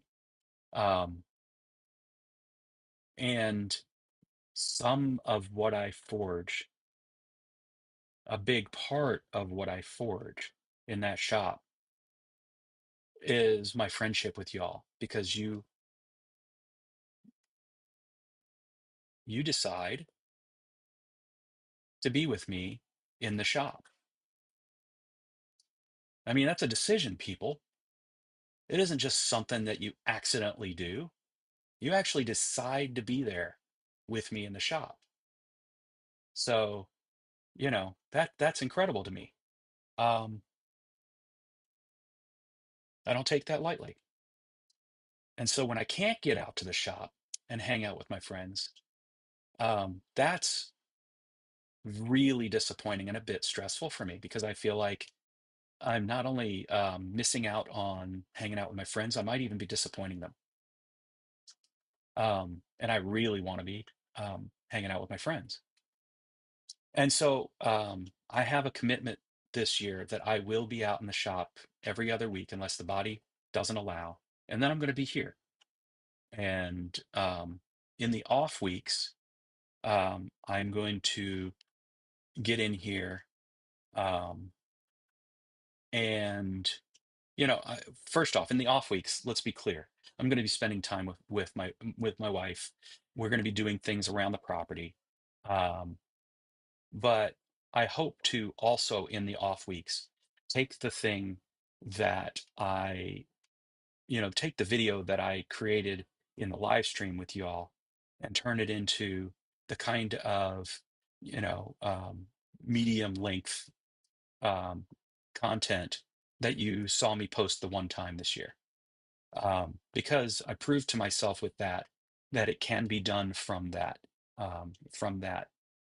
live stream, um, and that way, I get to have something persistent that people can see of the work being done, and the folks that want to just come and hang out and see the work in progress and just chat with me and hang out with me can do that, um, you know, during some part of that 2 hour period that I'll set aside every other week. Um, but yeah, some of also what I've done, um, you guys have seen, is I've done the Lego live streams. I don't know if you guys appreciate that, or if it's just the hanging out with me part that you appreciate. I've also got the 3D printing going on. Um, there's a part of me that wonders, do I need to change the channel? Do I need to stop calling it Jack Pine's Blacksmithing and instead of um, make it something like Jack Pine's Maker Forge, where I really am more showing the fact that it isn't just the blacksmithing. It isn't a single interest of mine, right? I don't have singular interests. As my dad said to me when I asked him how did he know I'd be interested in computers when he brought home the Timex Sinclair 1000, his answer was, I was interested in everything, and that hasn't ended. And it should have been an early indication of the ADHD. Um, the earliest indication of ADHD, by the way, was the fact that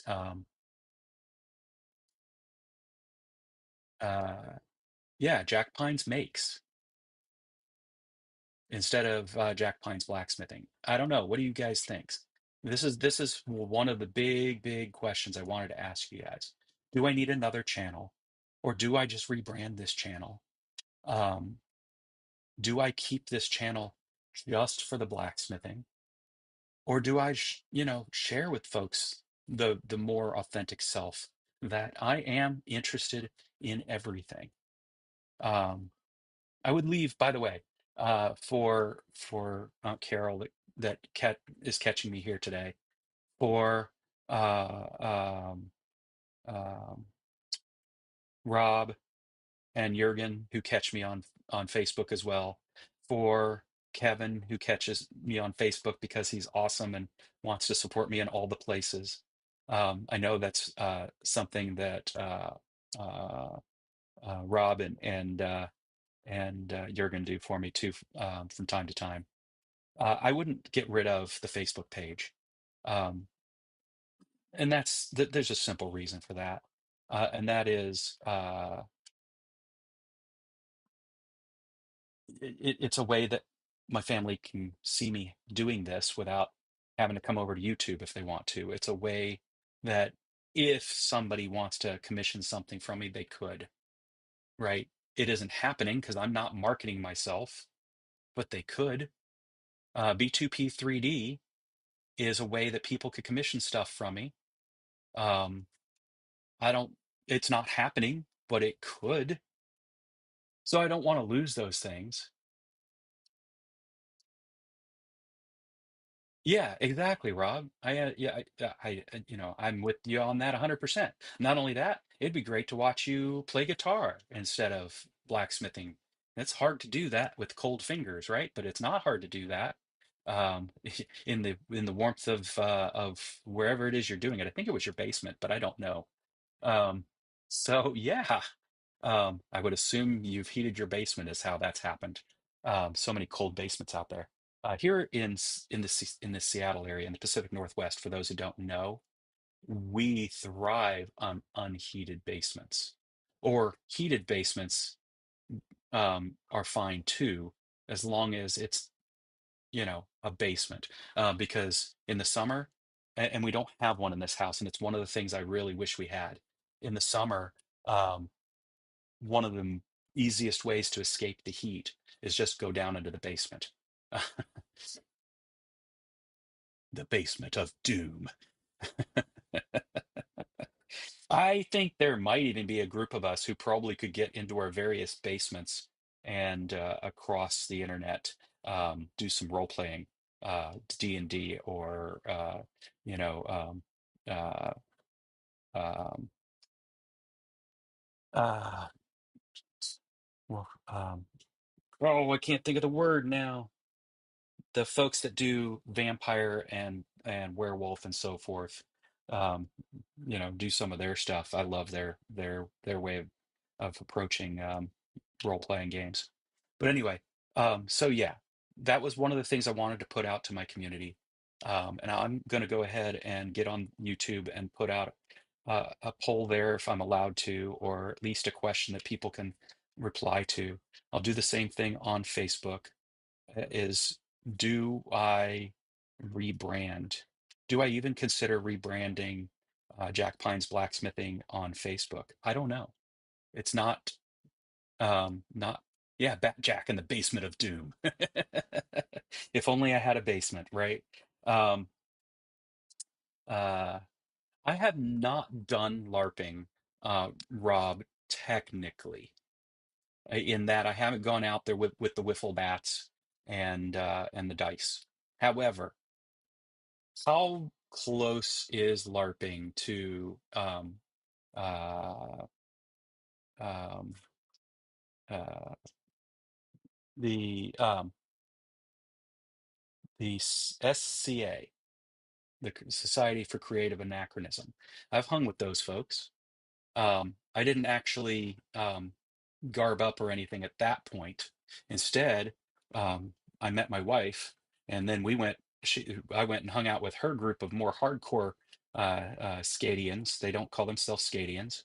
Um, Instead, they put on the real armor and broke out the real blunted weapons and beat each other up with them. And yes, sometimes there were concussions and sometimes there were bruises and split lips. I didn't do that. I already have enough injuries. Thank you very much. Um, but I did blacksmithing. Um, so I never got out to do the actual LARPing. I would have enjoyed that though, Rob. Believe me, I would have. Um, the biggest problem I honestly um, had with LARPing is I didn't find out that that even existed until until my son decided to get out and do some LARPing. Um, Had I really understood it, I would have gotten him more engaged with that because with garbing up and everything, because I think he would have had a whole lot of fun. Yes, Sarah. Okay, now I have done the fancy canes for walking. That's different. I have done steampunk Batman right here.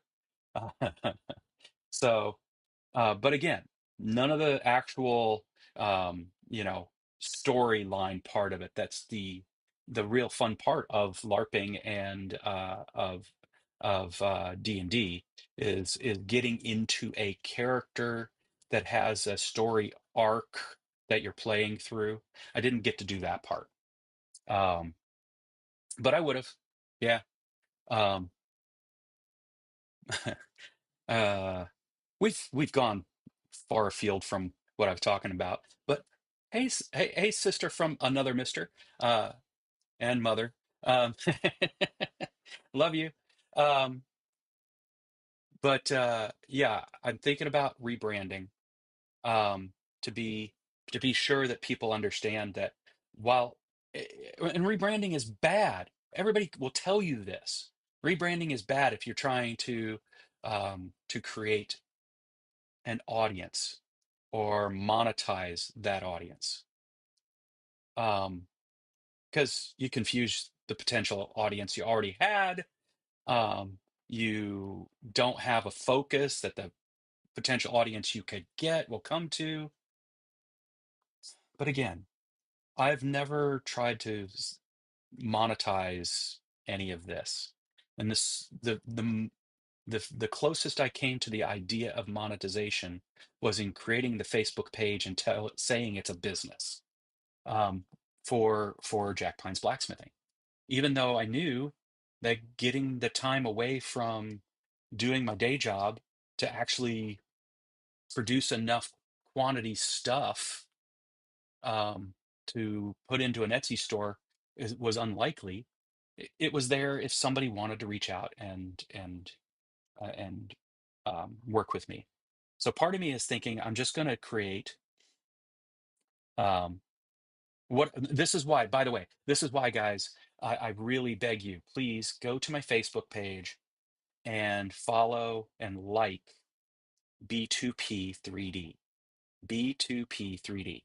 I know I'm asking a lot of you guys, but the reason I'm doing this is I'm not allowed to go live on a Facebook page anymore until I have something like 100 followers.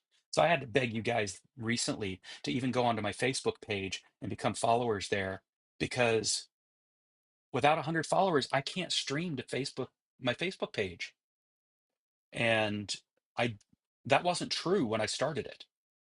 I started it so that my family could chat with me during the streams, as Sarah is doing, as my auntie is doing, as my family has done. Um, and the only reason I wanted the page to do that was so you could chat with me during the live streams. And so the fact that Facebook decided to change the rules and make it so I had to have 100 followers so that people could come on and chat with me during the live streams. No, beyond that, so that people could actually, so I could even live stream to the page, which was only done so you could chat with me. Otherwise, you could comment on the stream, but I wouldn't be able to see it, and other people wouldn't be able to see it. Anyway, point is, that's why I'm asking you to do it again for B2P3D, is because another way to deal with this is um, brand YouTube, but don't rebrand Facebook. In case somebody does come along and say, hey, who in Kent, Washington, or Seattle area might be able to do a a, uh, commission for a blacksmithing commission? They could trip over my page. It's super unlikely. It hasn't happened yet. But if I rebrand it, then that doesn't work out anymore. The same with B2P3D. If I rebrand it, then I wouldn't be able to do commissions for 3D models.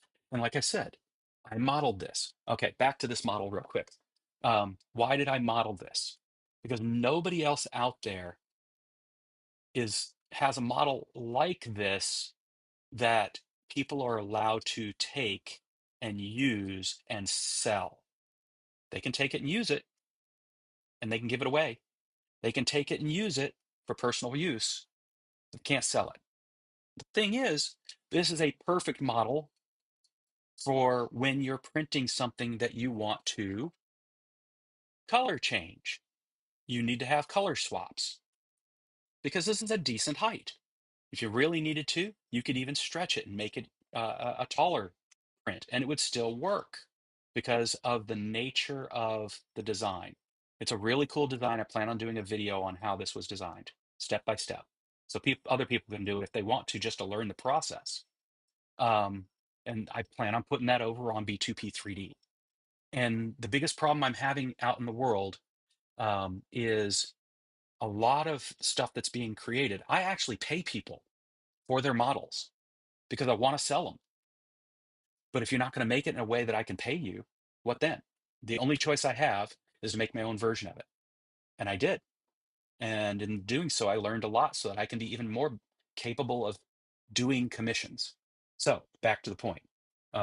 If you're doing um, if you're doing multicolor prints and you don't want all the color changes just to end up as garbage, which is what we call poop in the Bamboo Labs world, you can put several of these on the plate with the thing you're printing.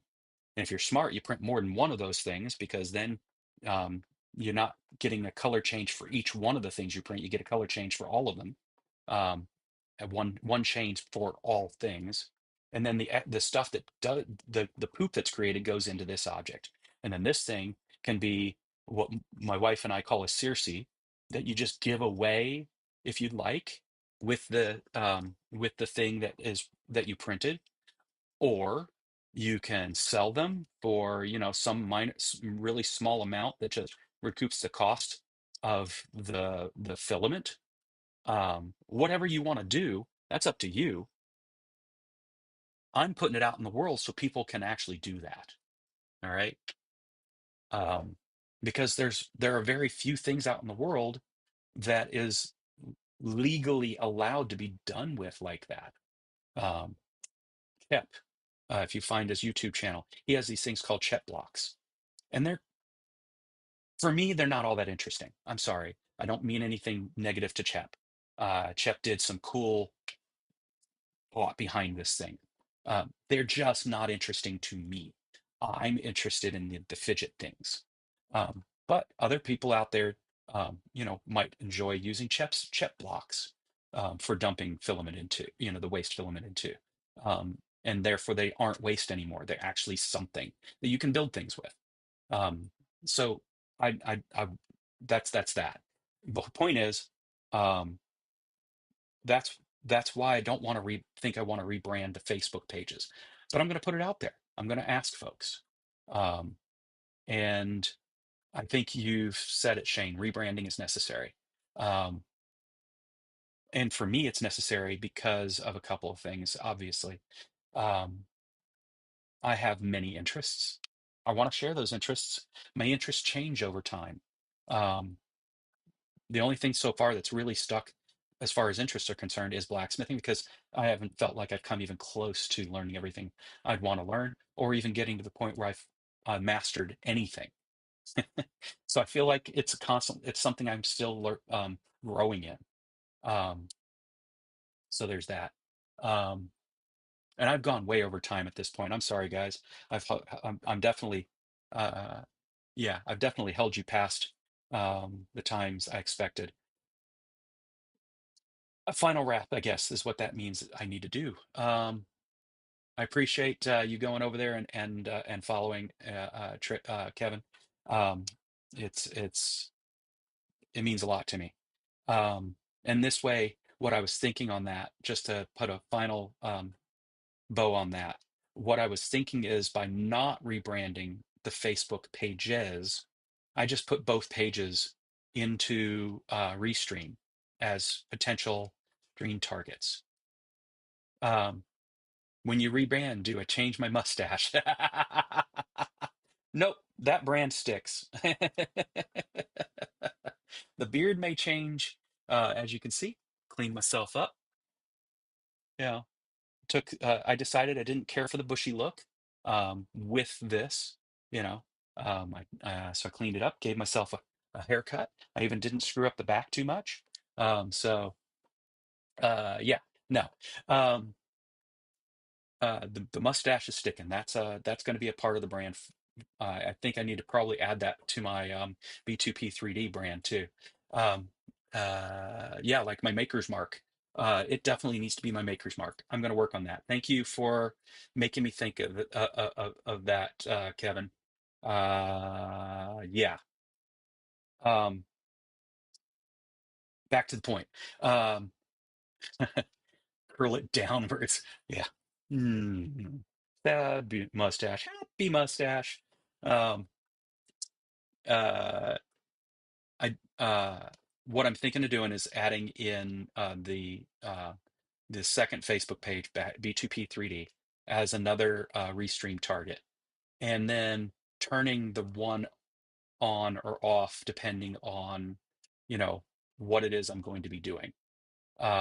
If I am hurting and can't seem to get myself out to the Smithy, and instead decide to come in here and work in Onshape in front of you all, to, excuse me, create something functional or fun for 3D printing, then I will stream it over to B2P 3D. Um, Otherwise, if I'm in the Smithy, I'll stream to um, Jack Pine's Blacksmithing on Facebook. But here, I think you're right. I think Jack Pine's Makes is possibly, oh, thank you.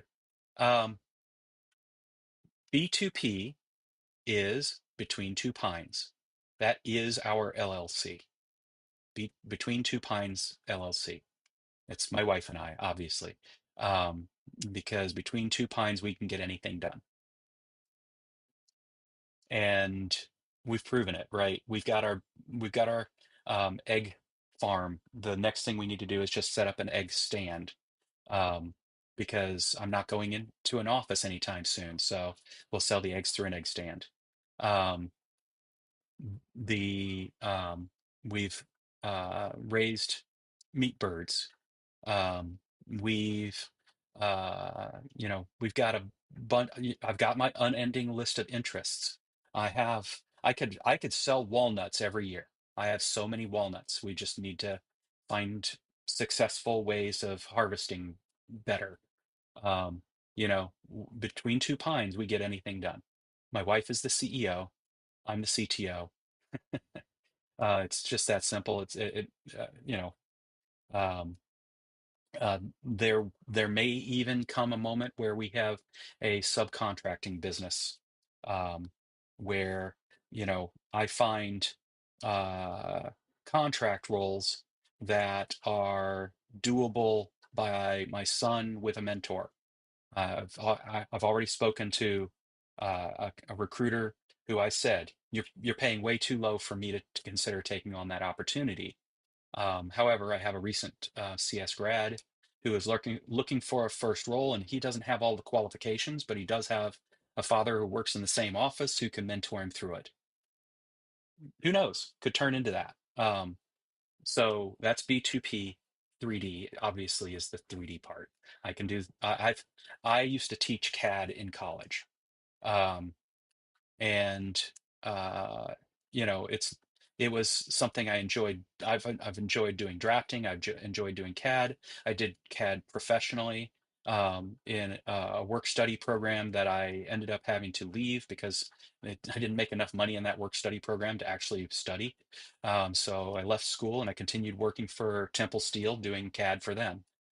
Temple Steel created steel laminates for motor rotors and stators. Um, and so I did work for them, generators, motors, etc. Um, and this is just me coming back to an interest I had a long ago and becoming skilled again with newer tools and thinking about how to solve the problems with these newer tools that honestly I never could have done with the old tools that I learned. Um, and so bringing it back, full circle to a new way to explore that hobby and interest. Um, but it also meant that I was going to spend more time figuring out, can I monetize this? And so I set up the booth at my friend's coffee shop and discovered that while I kind of figured people would get bored of seeing all of the 3D printed dragons, I was wrong. They bought my 3D printed dragons pretty darn fast. They bought the toys that I made. I like the functional stuff. People buy the fun stuff. So I'll do more of that stuff for that. But I make myself available for doing functional 3D design and for doing custom prints for folks who don't have printers that want one of these nifty dragons, for example, but in their colors. So anyway, the point is the year is looking up. I have gotten a lot more opportunities starting to show up, but there's a lot of bad happening right now in my industry regarding hiring. So it's tough times. Um, I've got I'm not through with dealing with the stress of the tough times, but it did make me realize I need to um, refocus. I need to be able to weather the stress with you guys in a way. Yes, that Connect Four that auto sorts. I absolutely love it. I now know how it works because it works the same way as this fidget. Um, I could create my own if they don't want to allow me to sell it.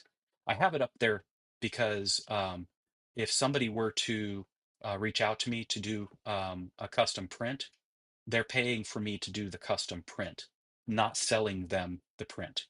They're the ones that are coming to me with the STL, that kind of thing. But I'm not allowed legitimately, I'm not allowed to actually bring those out to a table and sell them. And I think that that's a weird concept, to be honest. I get that I can't sell the file, um, but I put material and time and energy into the actual final outcome. I think I should be able to charge for the material, time, and energy of that outcome. So we have a weird problem going on there. And it's the same problem as we're seeing in the world of open source. I do think that the person should get uh, um, paid for their design. And I'm happy to pay them for their design. They're not putting it out in a way that I can pay them for their design.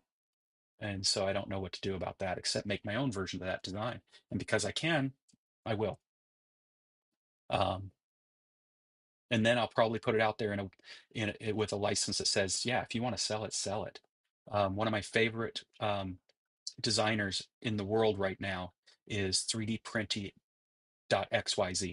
If you have a 3D printer and you have family you wouldn't mind using that printer to make gifts for, you owe it to yourself to go to his site and see the neat things. I gave 3 of his puzzle boxes as gifts to my sons. Um, and he says it clearly on his site, exactly as I will do. You're allowed to print these and sell them. Go for it. Don't pass them off as your own design, but print them and sell them. It's your energy, it's your materials, it's your work, your effort putting them together and making it happen and getting it out in front of people with it. Go for it.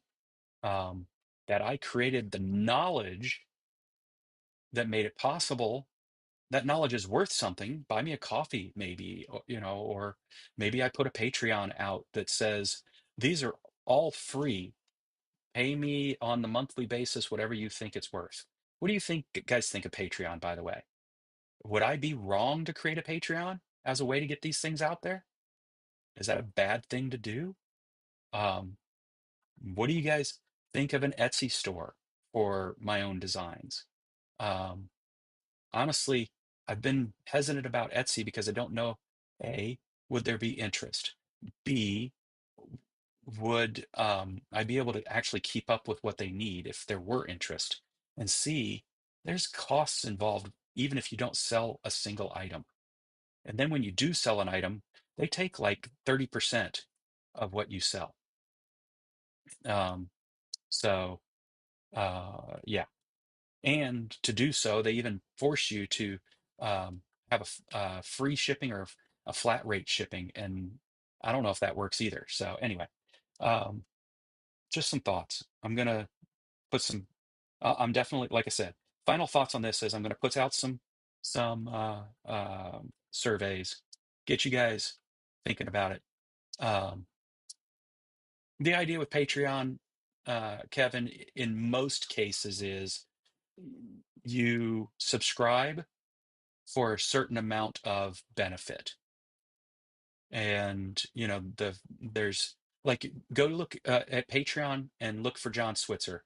I support him at one of the levels. I don't remember which, because honestly, I never watch his stuff on Patreon, even though he posts it ad free there. And the reason is simply because I pay for YouTube, what they used to call YouTube Red, YouTube Premium, I think they call it now. So I don't get ads. Um, but I still pay him because I think what John Switzer does for the community at large is worth paying for. And then there are levels you can pay, at which point you get some more benefit. Or sometimes you don't get more benefit, you just think it's worth paying more. It's exactly the same thing as the YouTube subscriptions. No, not subscriptions. Do they call them subscriptions? Yes. No, because I think what you do to me is subscribe and like, right? Um, there's some, but anyway, it's the ability to support people on YouTube, just like I had done before I became unemployed with, and will again with Yamas's channel, just to make sure that Alexis, for example, or Adam could go to Quad State. It's the same. It's the same premise. Um, there, um, it's not the same as uh, the other one, Kickstarter, where you're kickstarting the creation of something, and you get this different levels allow you to get different abilities there. Like one level on a Kickstarter could be you get your name goes into the book. You don't get the book, but your name goes into the book. Things like that. I don't know. Um, this is literally you're just trying to be a patron of the artist. And I patronize a number of artists because you know I want to support them continuing to create art. Anyway, um, yeah. So that's what I'm going to do. I'm going to put out some surveys, polls, whatever. Um, I'm very seriously considering rebranding the YouTube channel itself. And I just wanted you all to know what's gone into the thinking of that, why the pivot, you know, it is it is still going to be primarily me out doing blacksmithing. But I don't want people to think that's all I do, number one. Number two, it's not all I can't always do it. And so I'd still like to be able to hang out with you guys if you're willing to be here with me. Um, I love and appreciate the Impractical Blacksmiths, but I know some of y'all felt a little um, um, blindsided by what they did, and I just didn't want that to be the same situation here. Um, because if I can ask, why wouldn't I? And if I can't do what the community wants, well, maybe I just don't do it. But if I can do what the community wants, then I want to be able to maintain, um, uh, the camaraderie that we have because of the mutual respect we show each other, right?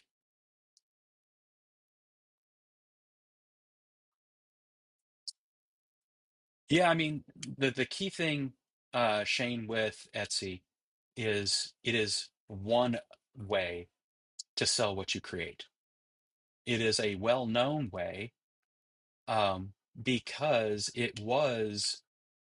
um, it was very advantageous for the cottage industry person, the makers, to get out there and market themselves in a place that was known for cottage industry people and marketers marketing themselves. Now it's become a place where Timu folks just drop shift stuff, garbage sometimes. The makers are still there, but now they're having to compete with folks that shouldn't be there. And and on top of that, Etsy is making it harder and harder for a startup maker to even get started there. So it may still be worth it. As far as what they did, Rob, it's nothing bad, but they basically came on one day saying, "We're tired of doing this, and so we're um, we're just not going to keep having formatted shows. We're going to stop having formatted shows. We're just going to shoot the shit." Um, and on top of that, they would do it every other week. Uh, and I don't hold that against them. They were tired of doing what they were doing, and they needed to do a change. And most makers don't. Most, I shouldn't say makers. Most YouTube creators don't ask the community what they should do, because it isn't the community um, that is directing their efforts most of the time, right? It's their inspiration. Um, but this is this is I'd be doing the blacksmithing whether you guys were here or not. I think I've said that before. I didn't start this channel to get a following. I started the channel because I had people who were asking me, um, you know, about why I do blacksmithing. Do I make knives? It's always, do you make knives? Oh, it's cool. I'd love to see you do it. And so I was like, well, fine. I'm going to put up something.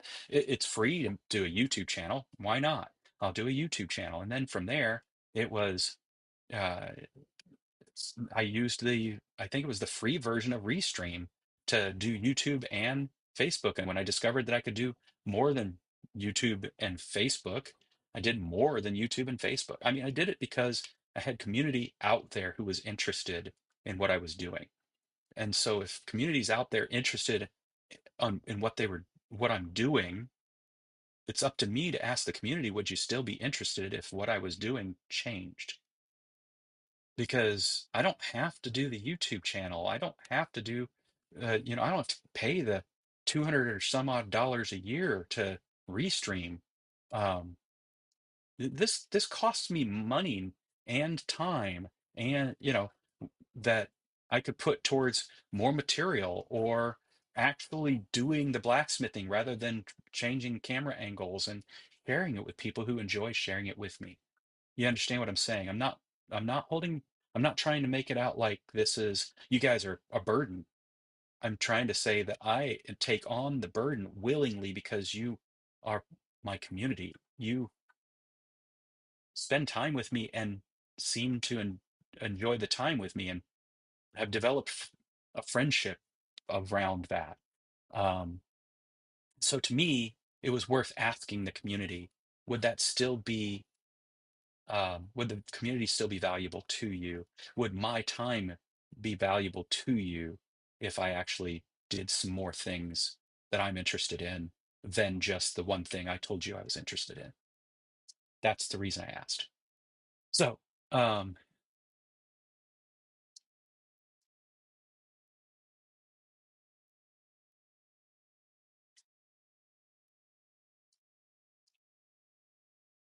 if I knew local blacksmiths, Shane, I would. I've chatted with Big Dog a couple of times about the fact that, we don't live too far apart, and I would love to do a collaboration with him, but we've never uh, followed through with that with each other, right? I could say Tim could reach out to me because I loved I followed Tim every bit of blacksmithing videos that he put out. I followed. I didn't do the live streams all the time because live streams are hard for me to stay focused in one place doing nothing but watching the live stream. Um, and I don't have a TV out in my shop, or else I'd watch it out there and then blacksmith. Uh, um, and I haven't followed up with him. And there are blacksmiths in the area, but I nobody, and I've never tried to get them to think they should spend time with me. I don't know how to do that. I think I might have mentioned I'm a bit autistic. Um, I've visited them at at their places while things were going on to learn that they existed, but I've never visited with them to try and get them to be mutuals in any way. And then frankly, just don't know how to do that. Um, Else, I would love to host blacksmiths at my place, as you probably noticed when I had Earl visiting a couple of times.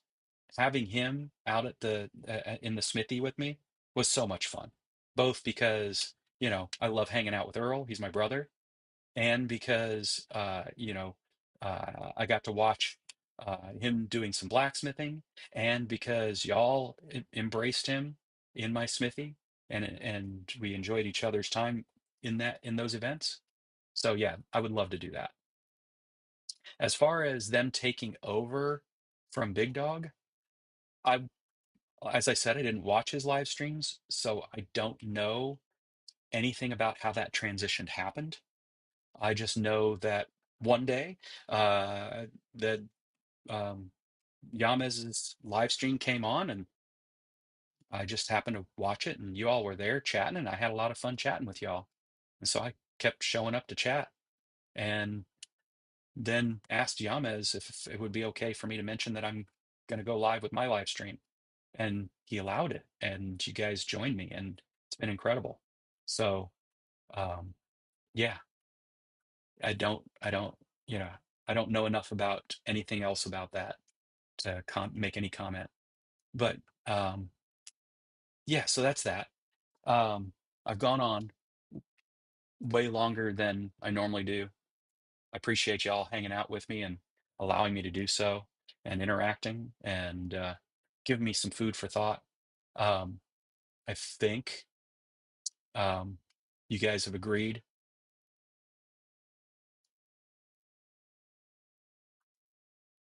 Yeah, yeah, Rob. The biggest thing I've noticed with their live stream is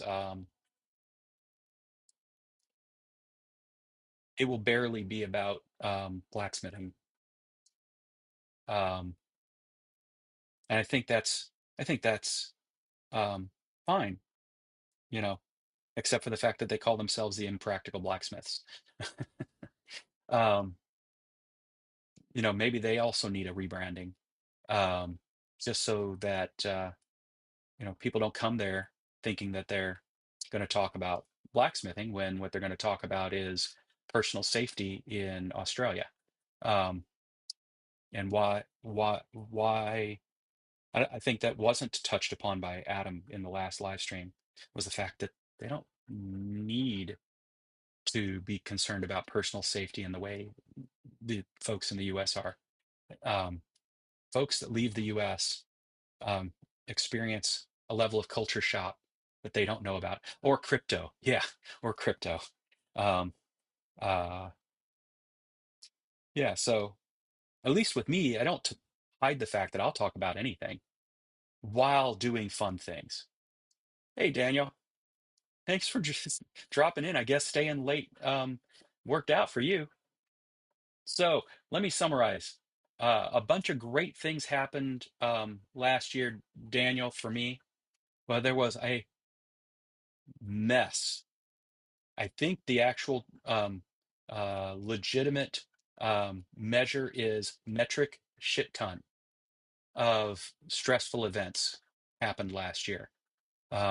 Things I didn't even mention was the fact that half of my flock was killed by um, raccoons that we still see on our property, but can't seem to get out in time to shoot them. Um, but we've secured the birds, so they're fine. We lost our elder um, donkey. We lost our elder goat. We lost um, turkeys to coyotes.